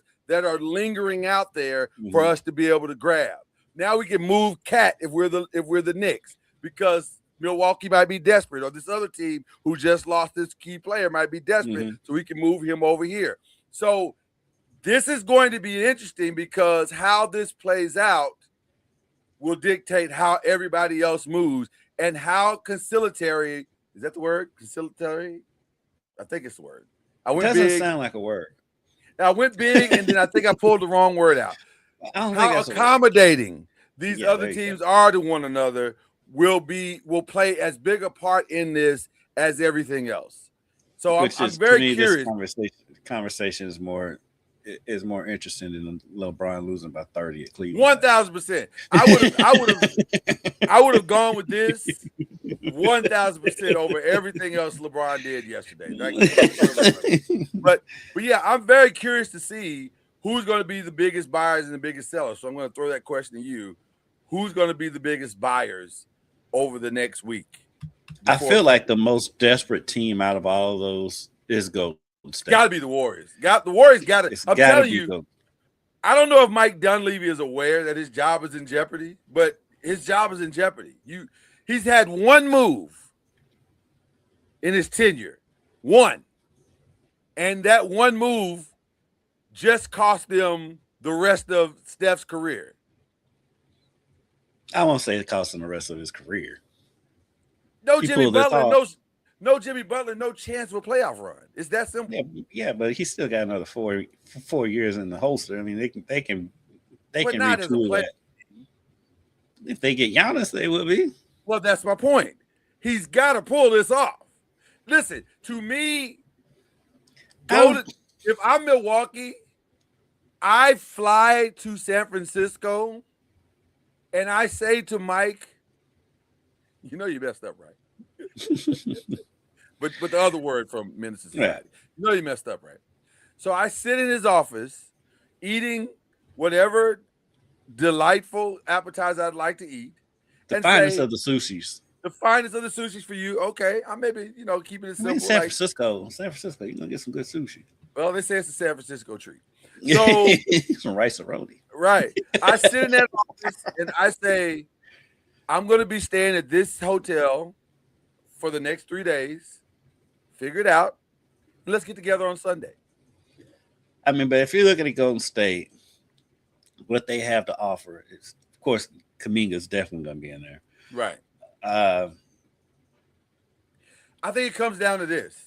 Their picks, because even their picks are going to be low picks, and I'm like, well, listen. But I can leverage those picks to something else later. I know that because I'm going to be in the lottery anyway, so we're fine. And I may be in the lottery for the next 2-3 years, but if I can have an extra pick every season for the next 2 or 3 years, that's all right. I'll take that, right? And I can always take those extra picks that I got from Golden State and go get other players from other teams to add to whatever lottery pick I get going forward. So it's a valuable pick. And I'll take – now, it all comes down to how many of those do you want to give up. Now, how many did Desmond Bain deal give up? Was it 3? I think it was 3. I think it was 3. So we're talking 5?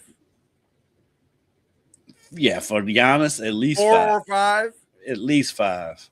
So what I'm telling Mike Dunleavy is I need you to go and over the next 2 days make peace with losing 5 number ones. I only think he has to think about it. He shouldn't, but he will. Well, it's not even about that. He's got to now go convince the owner Do you want to? Well, he's got to have that conversation. Well, because at the end of the day, you're mortgaging your future for Right, Joe. Do you next want 4 or to? 4 Do you years. want how do you want Steph to leave this organization?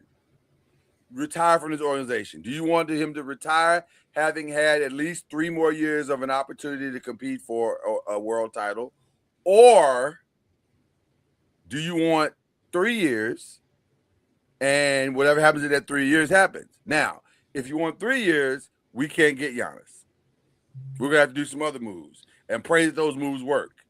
Because here's the other part. If you're Giannis, okay, they give up all these draft picks to get you. You get Steph for like 3 or 4 years. Then what? Well, here's what's interesting about what you just said. I'm not 100% sure that none of that works. Because I feel the same. And by the way, feel the exact same way about the Lakers.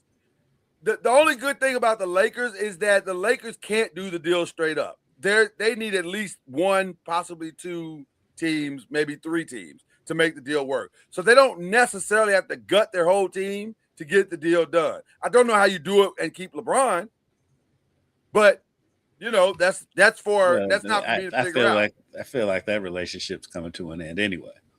Well, listen, Stuff that's been coming out. That stuff came out for a reason. It absolutely is. It absolutely is. So it's interesting to see.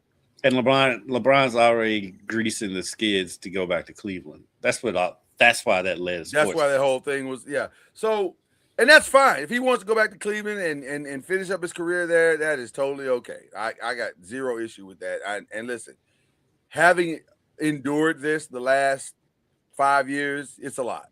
I'm not gonna lie to you. It's a lot. It's a lot. It's a lot. When my friend suggested me dating this girl, I was like, okay, she's cute. Yeah. But then when we got in the relationship, I was like, oh man, this is a lot. She's quite demanding.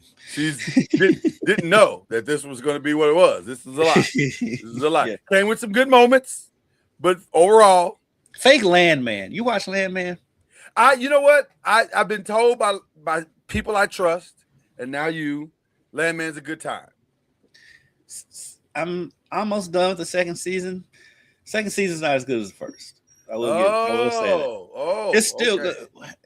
It's still good. Not to get too far off, but the main thing is still good. Yeah. But they do too much with stuff that's not the main thing. Gotcha. And one of the stuff that's not the main thing is kind of what it's like dealing with LeBron. Very high maintenance. Well, that's usually how it works, right? you start having success, you start feeling yourself a little bit, and all of a sudden you're way off track. And that's where the Lakers are right now, way off track. So they got to get back on track and figure out. Their number one thing is they got to fix the defense. That's the only thing that's got to happen, really. Fix the defense and get Luka a legitimate running partner, and then make the Austin Reeves decision. It's that simple. That's your only offseason requirement. I feel like the Lakers are in such a purgatory right now because, like you said, you need help. You need help for Luka defensively, right? And eventually offensively. Eventually, is once you get up out from under LeBron, right? Then the whole LeBron saga, because we've all seen this movie before. That Genie Bus thing, that story that came out last week, that's how the whole LeBron thing works. It always is like little stuff starts coming out when it's about to be the end. And I'm not even bashing LeBron right here. It's just that the history of there is a pattern. There's a pattern here. There's a pattern. And so that's the breadcrumb. The next breadcrumb was making such a big deal out of him going back to Cleveland. It's like goes back to Cleveland twice a year, every year. It's like, and he's not hinted at all that this is his last season. And then we're running on SportsCenter. Is this his last game in Cleveland?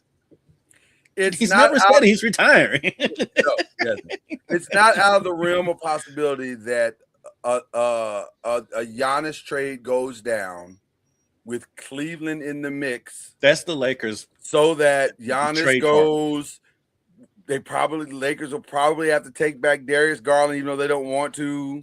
And then because that's what's going to happen. It's going to be dead money. And then you got to take dead contract. Or somebody will take Darius Garland. But they want a dead contract, though. You want that. because those You are, do, those are, you do if you can get off your books, but you're not going to not take it if it means you get Giannis. So yeah, you take whatever you have yeah, to their do. contracts are the biggest. Those are more valuable than players. A Some lot of of the times, stars in the yeah. league. Well, that's why it'll be Austin Reeves and Rui and maybe even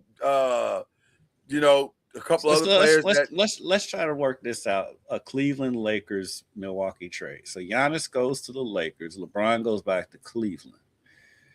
Milwaukee gets Garland may end up in Milwaukee in that scenario.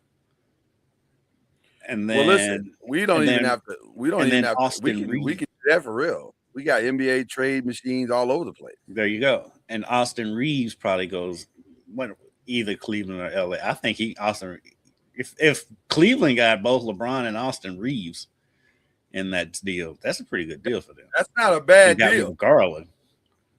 So that's why, and then Milwaukee essentially would get Rui, get Rui, get some of those expiring contracts, and also picks from everybody. Yeah, you picks get from everybody. Rui, Garland. Even though they might want Austin Reeves instead of Garland, though. We're gonna see if we can make this work. I think contract wise, I think Garland makes more sense than Austin Reeves in Milwaukee. But I'll add a third team. Here we go. And so, what was the third team? We said Milwaukee, Cleveland, Milwaukee, and the Lakers. All right, which I think that is a viable path.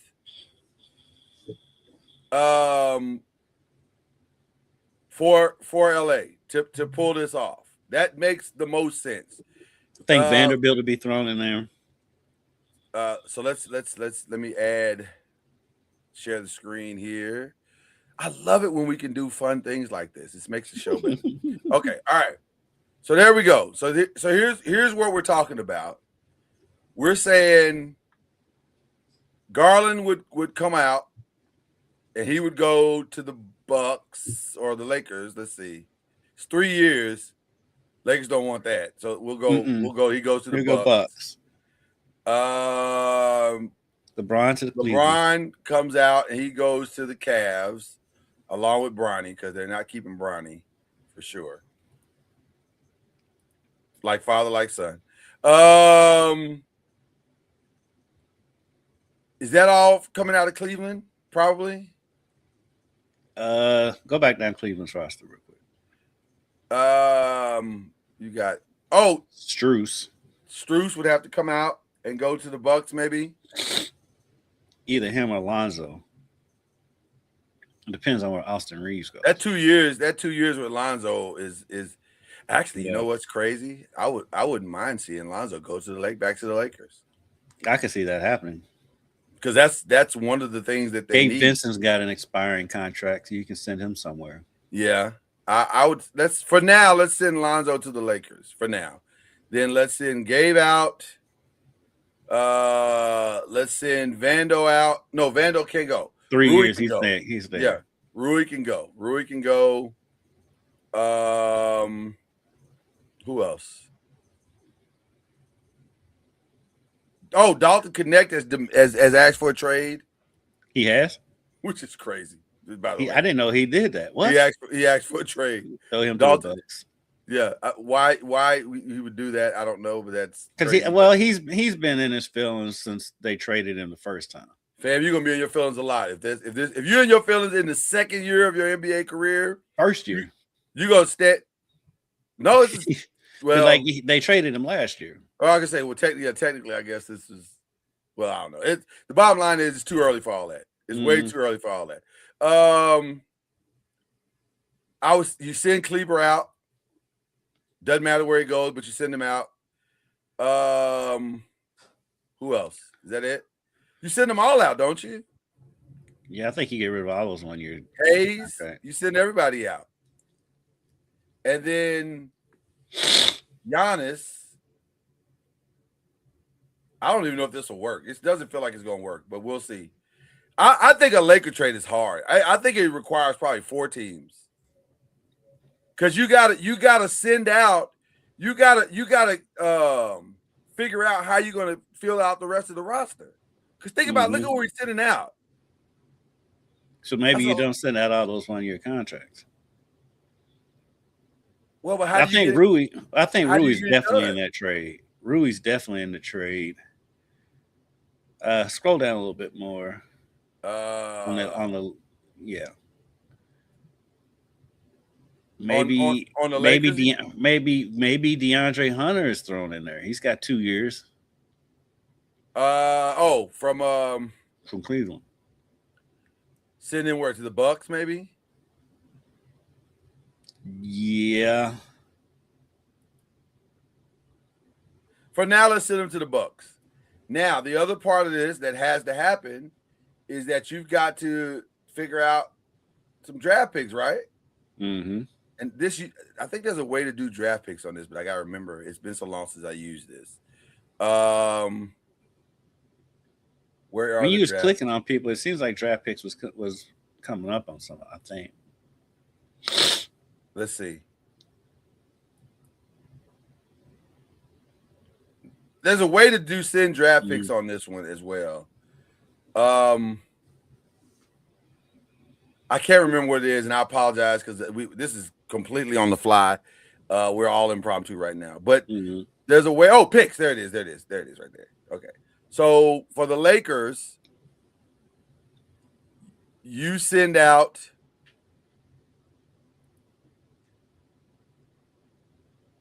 You just trade it. You don't even swap. It's a trade. That goes to the Bucks. Your 28 goes to the Bucks. Mm-hmm. Your 30 goes to the Bucks. Right? Yep. And then for the Cleveland Cavaliers, they got to send out at least one or two, or at least one. They don't have any first round picks, do they? Well, they can send out that San Antonio. They can send out that San Antonio to the Bucks, and that second round, they can send that out to the Bucks. Now let's see if this works. I don't know if this is going to work, but we're going to try. Let's see. It failed miserably. Why did it fail? Is it because of the hard apron? Yeah, it's the hard apron. So, the Lakers would have to have 9 standard contract players after the trade would need to get to 14 to be in roster compliant. So they'd have to take back more contracts. That's the problem. So put Hunter on the Lakers.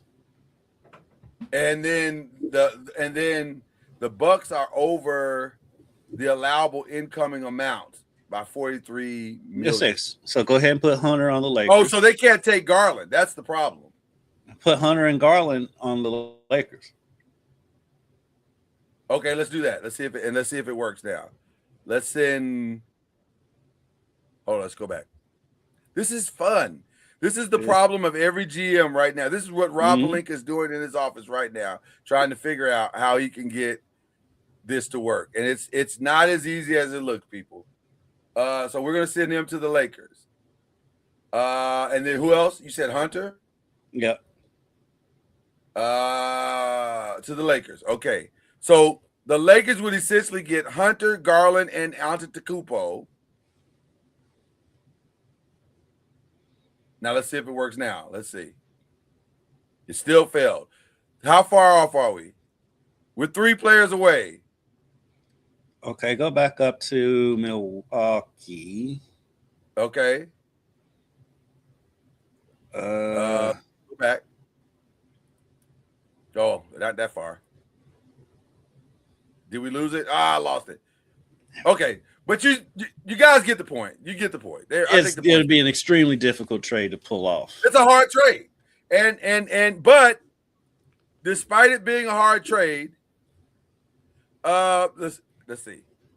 Ryan said there's no way the Lakers can do it unless he said that's the only place he wants to go, and it would still be very complicated. You are correct, my brother. Well, that's the only way. Right. Let's be very clear. You're right, but also you're not right, because if the Lakers say we want to do this, and they make the trade, Milwaukee's got 2 problems. Number 1, they got to make the place that he goes attractive. Number 2, attractive enough for him to want to stay. That's number 1. Then number 2, They have to accept the package that makes the most sense and gets them the most back in return. So if the Lakers bring a package that is undeniable, it's going to happen. But how many times have we seen when players like, this is where I go, this is where I want to go, this is the only place I'm going to go. Right. That's where they end up going. That's usually how that works. Usually that's where he's going. But see, only one it didn't work with was Damian Lillard. Right. But this is what makes this whole situation interesting, is because Giannis has not said that. And I don't think he's going to say that.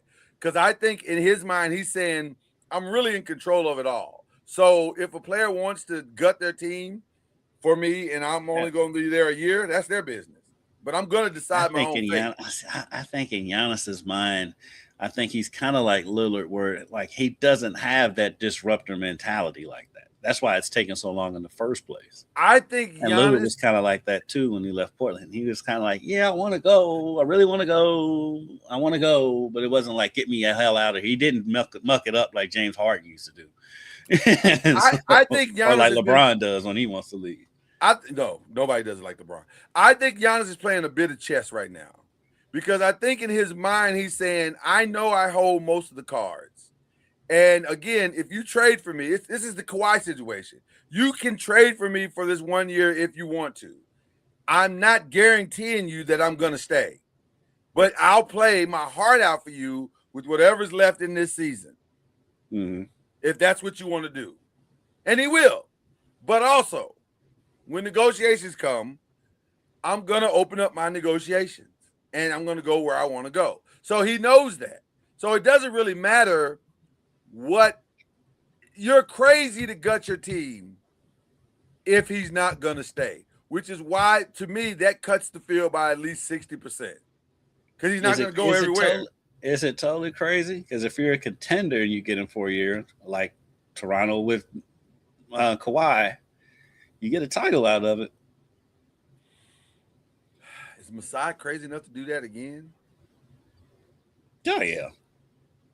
If you get another title, that would be crazy. You get another title out of it. I mean, that's what you're playing for. I don't know how much I want to be crossing back and forth on the border. From Giannis. I mean, Kawhi did it. Yeah, but not in these perilous times. I mean, they'll make it work. I would hope so, but I don't know. This guy. But now, I mean, but like say if you're a team who's on the cusp, and that we think he would go there but wouldn't stay there. That he wouldn't stay?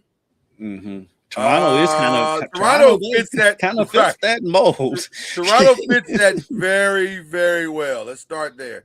That's on the cusp.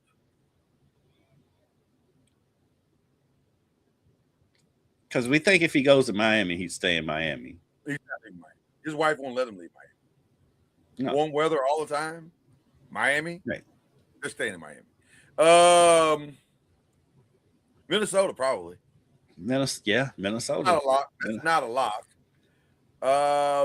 In some weird confluence of events, Memphis does some type of trade where Ja Morant, they get out from under Ja Morant, and they're not winning with Giannis and Jaren Jackson. They're not winning with Giannis and Jaren Jackson. But we did the biggest buyers. I think Memphis has the potential to be the biggest sellers and do another OKC. Get rid of Ja and Jaren, get a ton of stuff. I think that's the smartest path for them. I'm gonna be honest with you. So real quick, because we mentioned buyers, I think the sellers they gotta be Memphis. They gotta be the Bucks. I think the Bucks got to do something now. I think it's easier now than it is later. Listen, as crazy as this is about to sound, and I mean this is crazy. Not 100% sure Boston doesn't need to get out. Because Boston seems wildly uncomfortable with this second apron. They are not, as great as all this winning is with Jaylen Brown. Their owners are wildly uncomfortable with all this money they're paying out, and rightfully so, because you're paying two dudes $300 plus, which by the way is about to be the new NBA. Yeah, that's what the NBA is going to be. You have two guys that you're grossly overpaying. Yeah, if you want to win. That's how it's going to work. The Oklahoma City Thunder is headed toward that.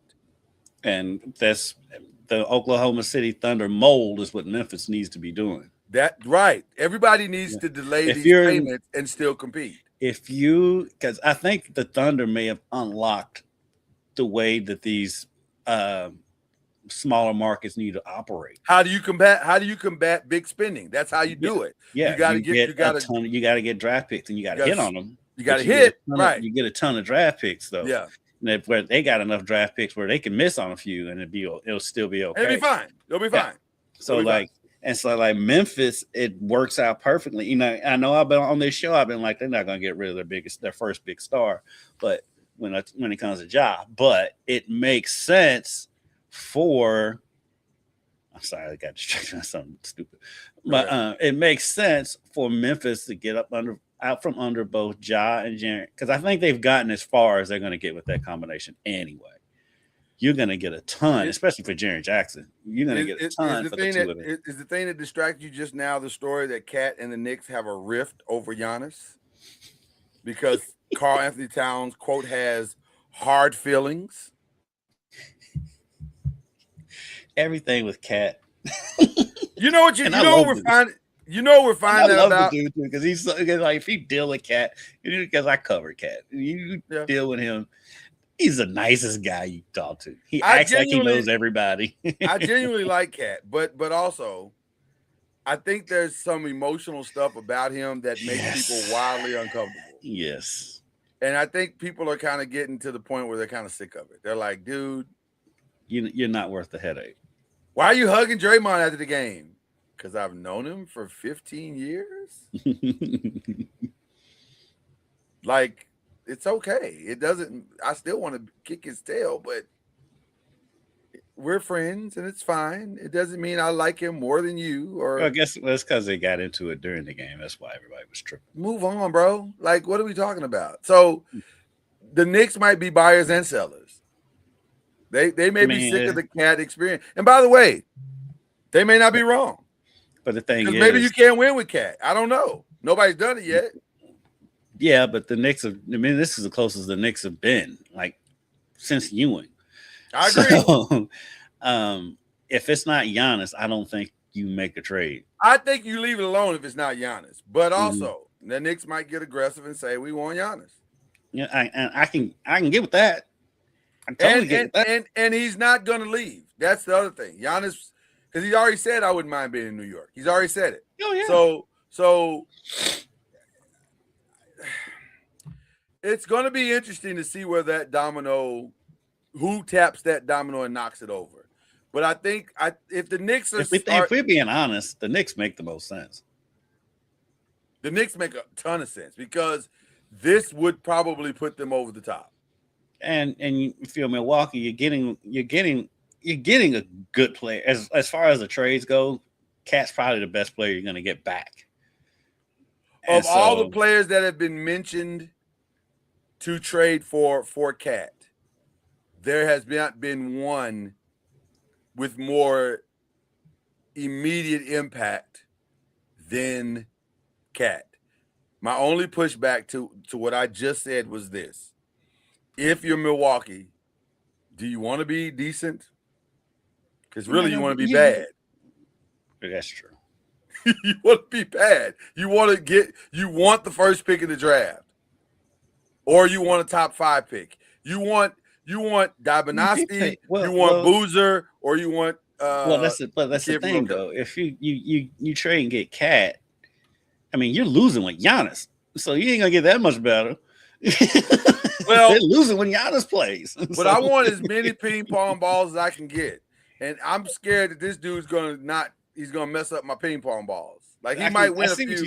I see what you're saying. He's gonna win a few games that you want to lose. Because it's not gonna just be him, it's gonna be him and somebody else, and then they'll feel all slighted and feel away and want to go out there and prove with Doc that we're a better team. I don't want all that. I want Doc to calm down. I might even fire Doc on GP. Just so he won't feel motivated. Just a total reset. Yeah. So I don't know. It's an interesting dichotomy. It really is, because you can't if you're getting rid of Giannis, to me, you're committing to a total reset. And that's fine. I think that might even be the right strategy. Once you lose a Giannis, a generational talent, clearly you're rebuilding. That's fine. But if we're going to rebuild, then let's rebuild.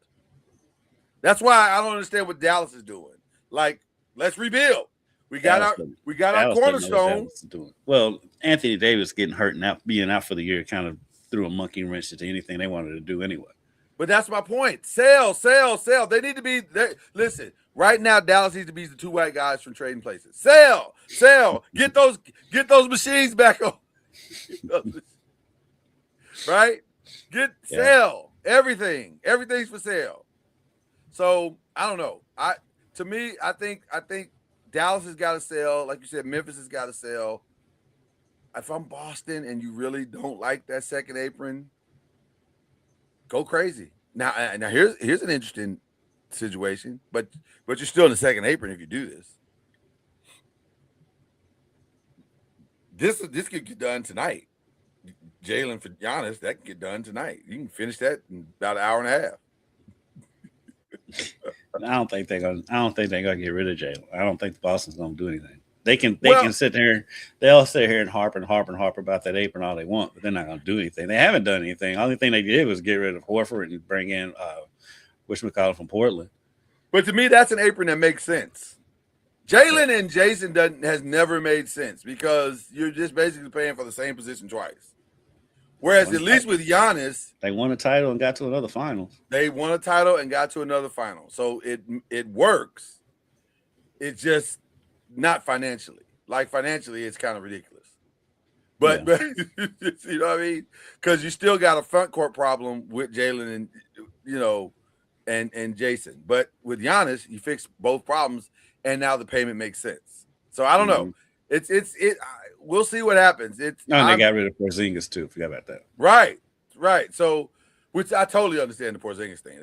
He's always hurt. Right. That makes complete He's sense. hurt or sick. Right. No, that's not shade. That's not shade. That's just the reality of his career. Unfortunately, that's where he's been. So, anybody else that should be sellers? Sacramento. Well, the usual suspects: Sacramento, Brooklyn, Charlotte. Even though Charlotte, we talked about that last week, Charlotte's confusing. They've got a good core. They shouldn't be better. They're starting to play well. And they're starting to play well. Washington's always. I don't know what Washington's doing. Washington said they have a 9-year plan, so just be patient with them. Whoever says they have a damn near a decade plan. Washington, they said this is going to take about a decade. A decade? It's been 5 decades since they've been relevant because they weren't even relevant when Mike was there. It takes a decade to turn around a franchise now? A decade? All right. Okay. All right. There's a reason why they're the Wizards. There is a reason. All right, let's do a couple of quick rest of stuff. We talked about the Oscars last week, right? 16 noms. So everybody's I hope it's just that's not the win. We'll see how it goes. The Grammys is going down this weekend. Can I make a confession? I kind of want to see the Clips win. I do want to see the Clips win. As much as I love GNX, GNX is a brilliant album. Kind of want to see the Clips win. Yeah, Kendrick's won enough. Kendrick's won enough. I'd like to see the Clips win. I'd like to see him win. I think there's a brilliant album. And essentially, if the Clips win, Kendrick kind of won again. Yeah, because the best song on the album. Right. So, I'm just saying. So it'll be interesting to see what happens with that. I like Doechii and her stuff. With her anxiety song. It's a fun song. I mean, it's not supposed to be, but it is. I don't think that was the intent of the song. If you listen to the lyrics, you're like, I don't think this is what everybody thinks it is, even though it's like, it's kind of a musical double entendre. But yeah, I'd like to see where this is headed with the Grammys. Do you watch the Grammys anymore? Every now and then, not every year. I think I watched it last year.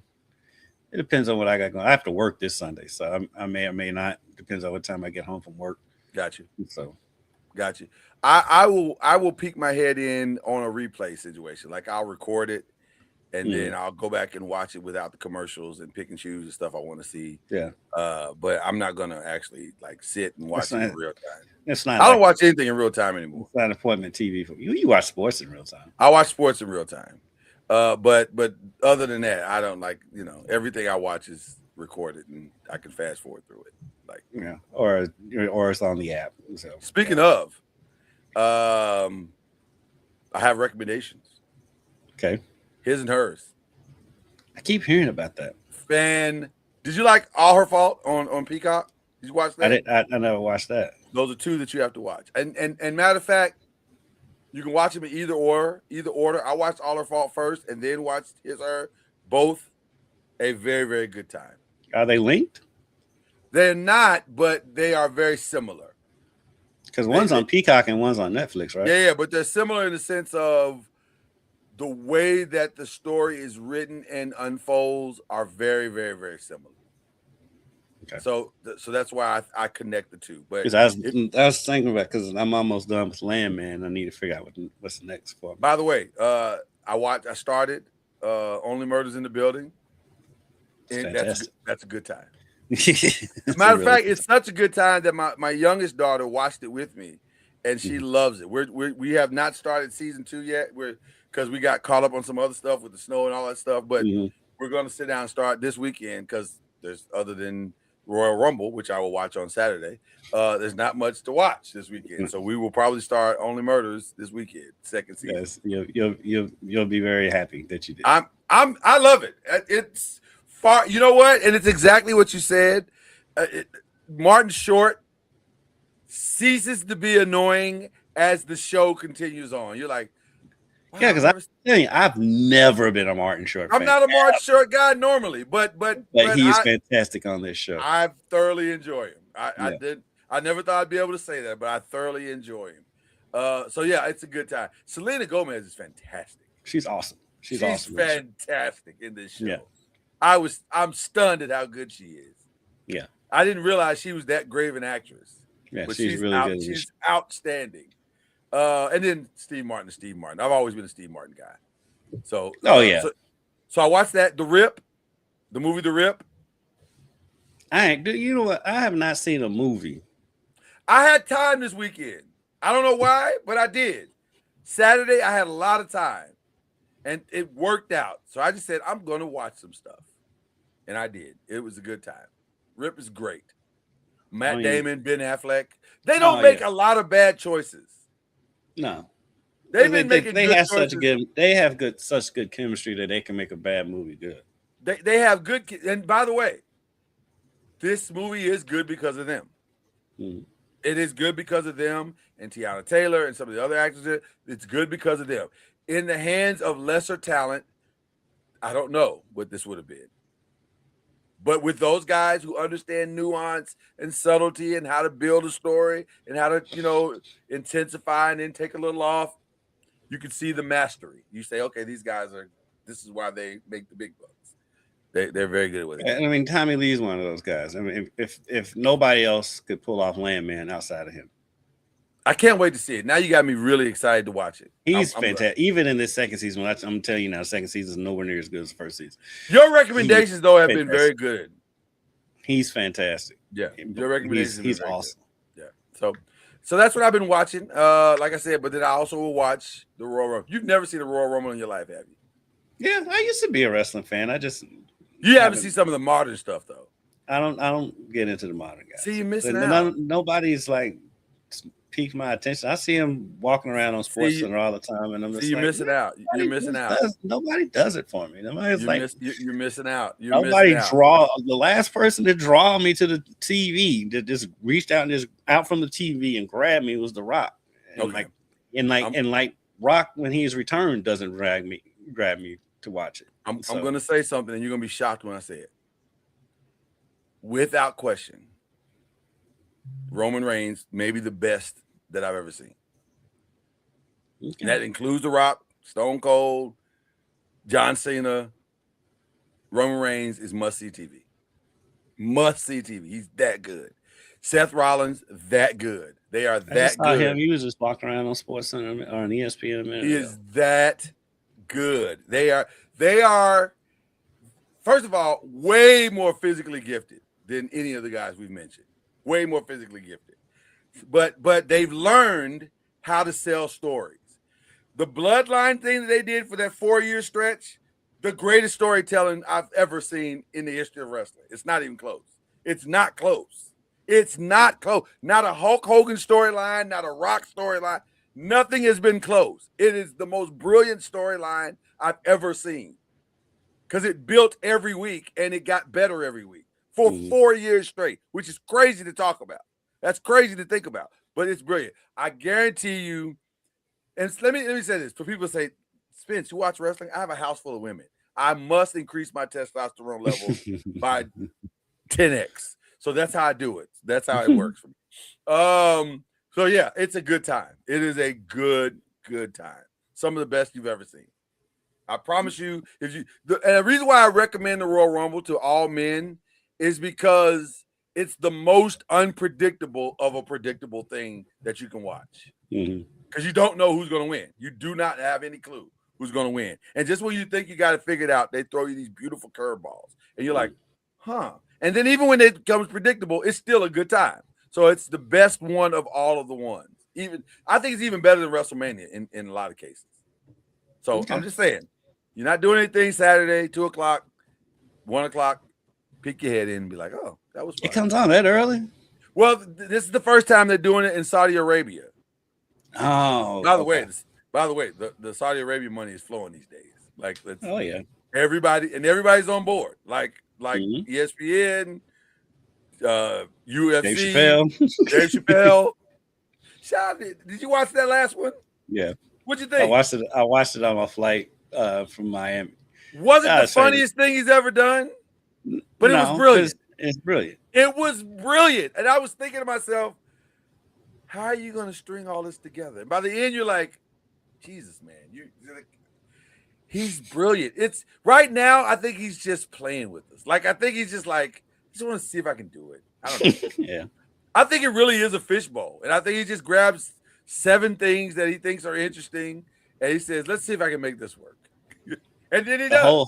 The whole thing with the Hawk is the funniest thing. Oh, the Hawk thing is brilliant. Not to spoil for anybody who hadn't seen it, but it's brilliant. It's just like, only you, bro. Only you. Especially because the thing is with his specials, you have to watch the pictures afterwards. Yes, because that's also what ties it all together. Because everything he mentions in his specials, there's pictures of it at the end of the show. Right, because then you find out, oh, he's not lying. This isn't.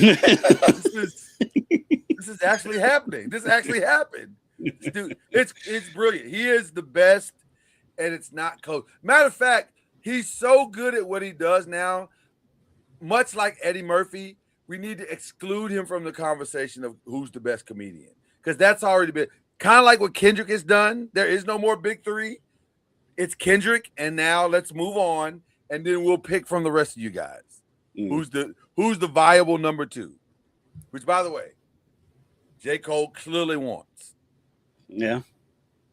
He deserves it. I mean, I've never been I like J. Cole, but I've never been like J. Cole's it. J. Cole. I like him. But I'm the same way. I like J. Cole. I guess you could say I'm a fan of J. Cole because I do enjoy his music. I love Forest Hills. I think Forest Hills is a brilliant album.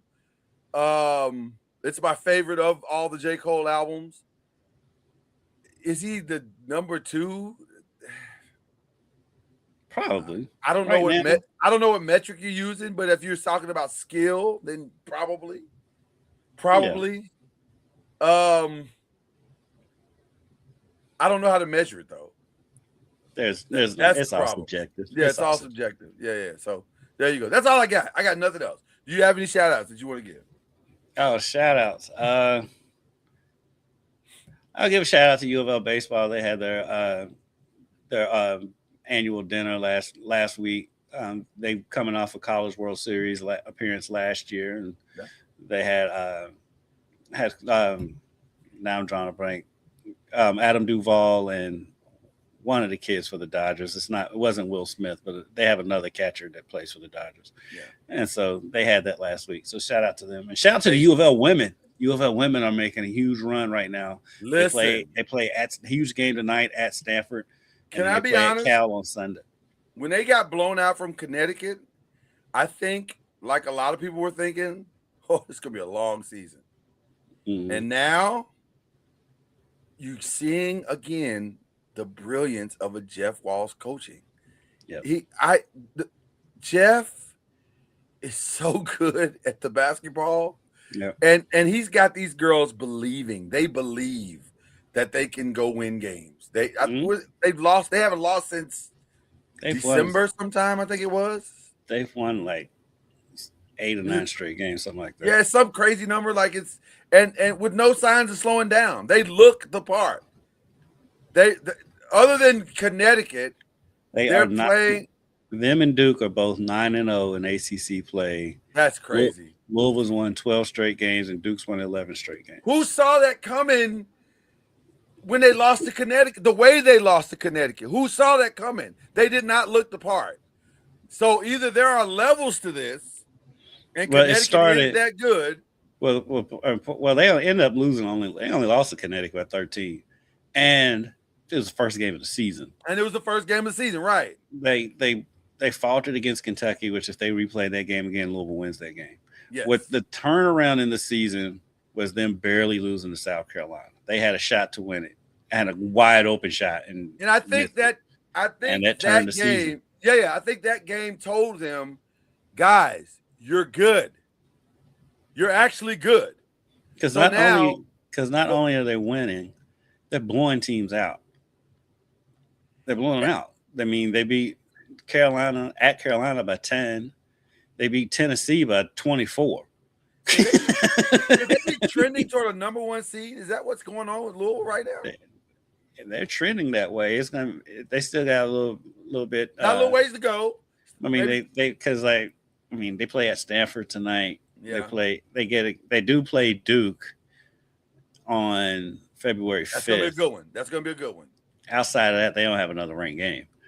But part of that's because Notre Dame fell out. But they won at Notre Dame by 13 points. But they may have the best losses of any potential not number 1 overall seed, but number 1. Yeah, they've got gaining seed because those are 2 quality losses. Yeah, they've got 3 losses, and they're all to number 1 UConn and number 3 South Carolina, and Kentucky's number 20 because they've fallen off this season. They've had it, but Kentucky also had an injury.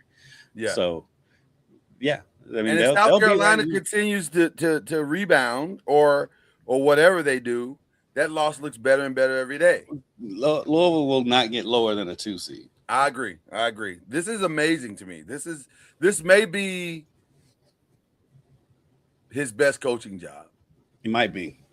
His best coaching job because he doesn't have the name really. Not really. Yeah. I mean, Taj, but that's about it. Taj, we know Taj, but she's not a household name. And Taj is only averaging 12 points a game. Right. I mean, that's what's crazy.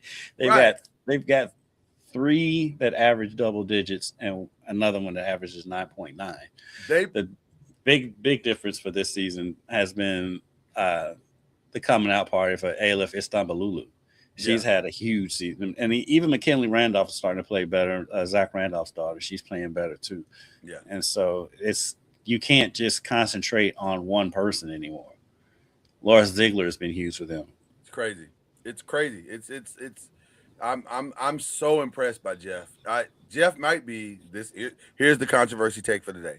Jeff might be the best coach on Floyd Street. That's not a might. The only one that's can rival him is Dan McDonald. I'm just saying. And I love all of them. I love all of them. But Jeff Jeff and Dan McDonald. Right. Jeff is insanely good at his job. He's insanely good at his job. Okay. So shout out to the craziest person on Floyd Street is definitely Jeff. It's no question that Jeff. And we say that with all love. Friend of the pod, by the way. Friend of the pod. But yes, we'll get him back on. No question, he's crazy. But yeah, shout out to Jeff. Who do I want to shout out?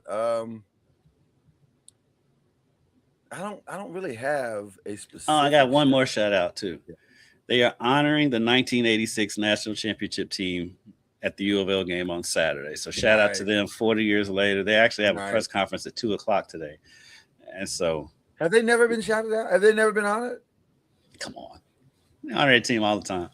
I thought that was like a yearly thing at this point. It's not year, but it is the 40th anniversary this year. So. Okay, we got to honor the 40 years. Wow, it's been 40 years. We're that old. I guess so. All the great. You look at it. I shave all of mine off. You know what? And I don't like it.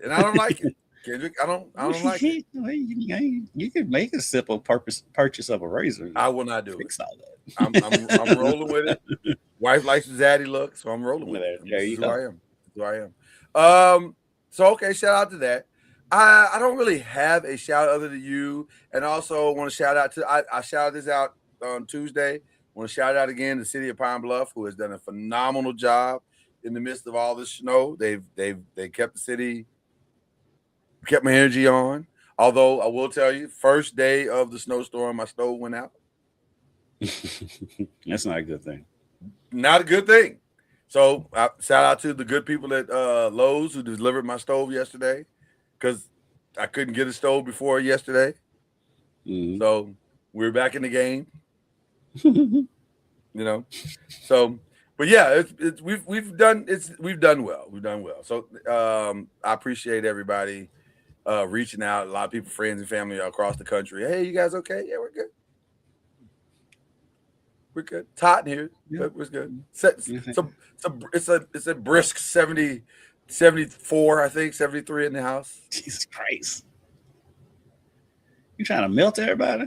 It's 18 outside, Kendrick. It's 18. It's 18 here. I got my heat set on 68.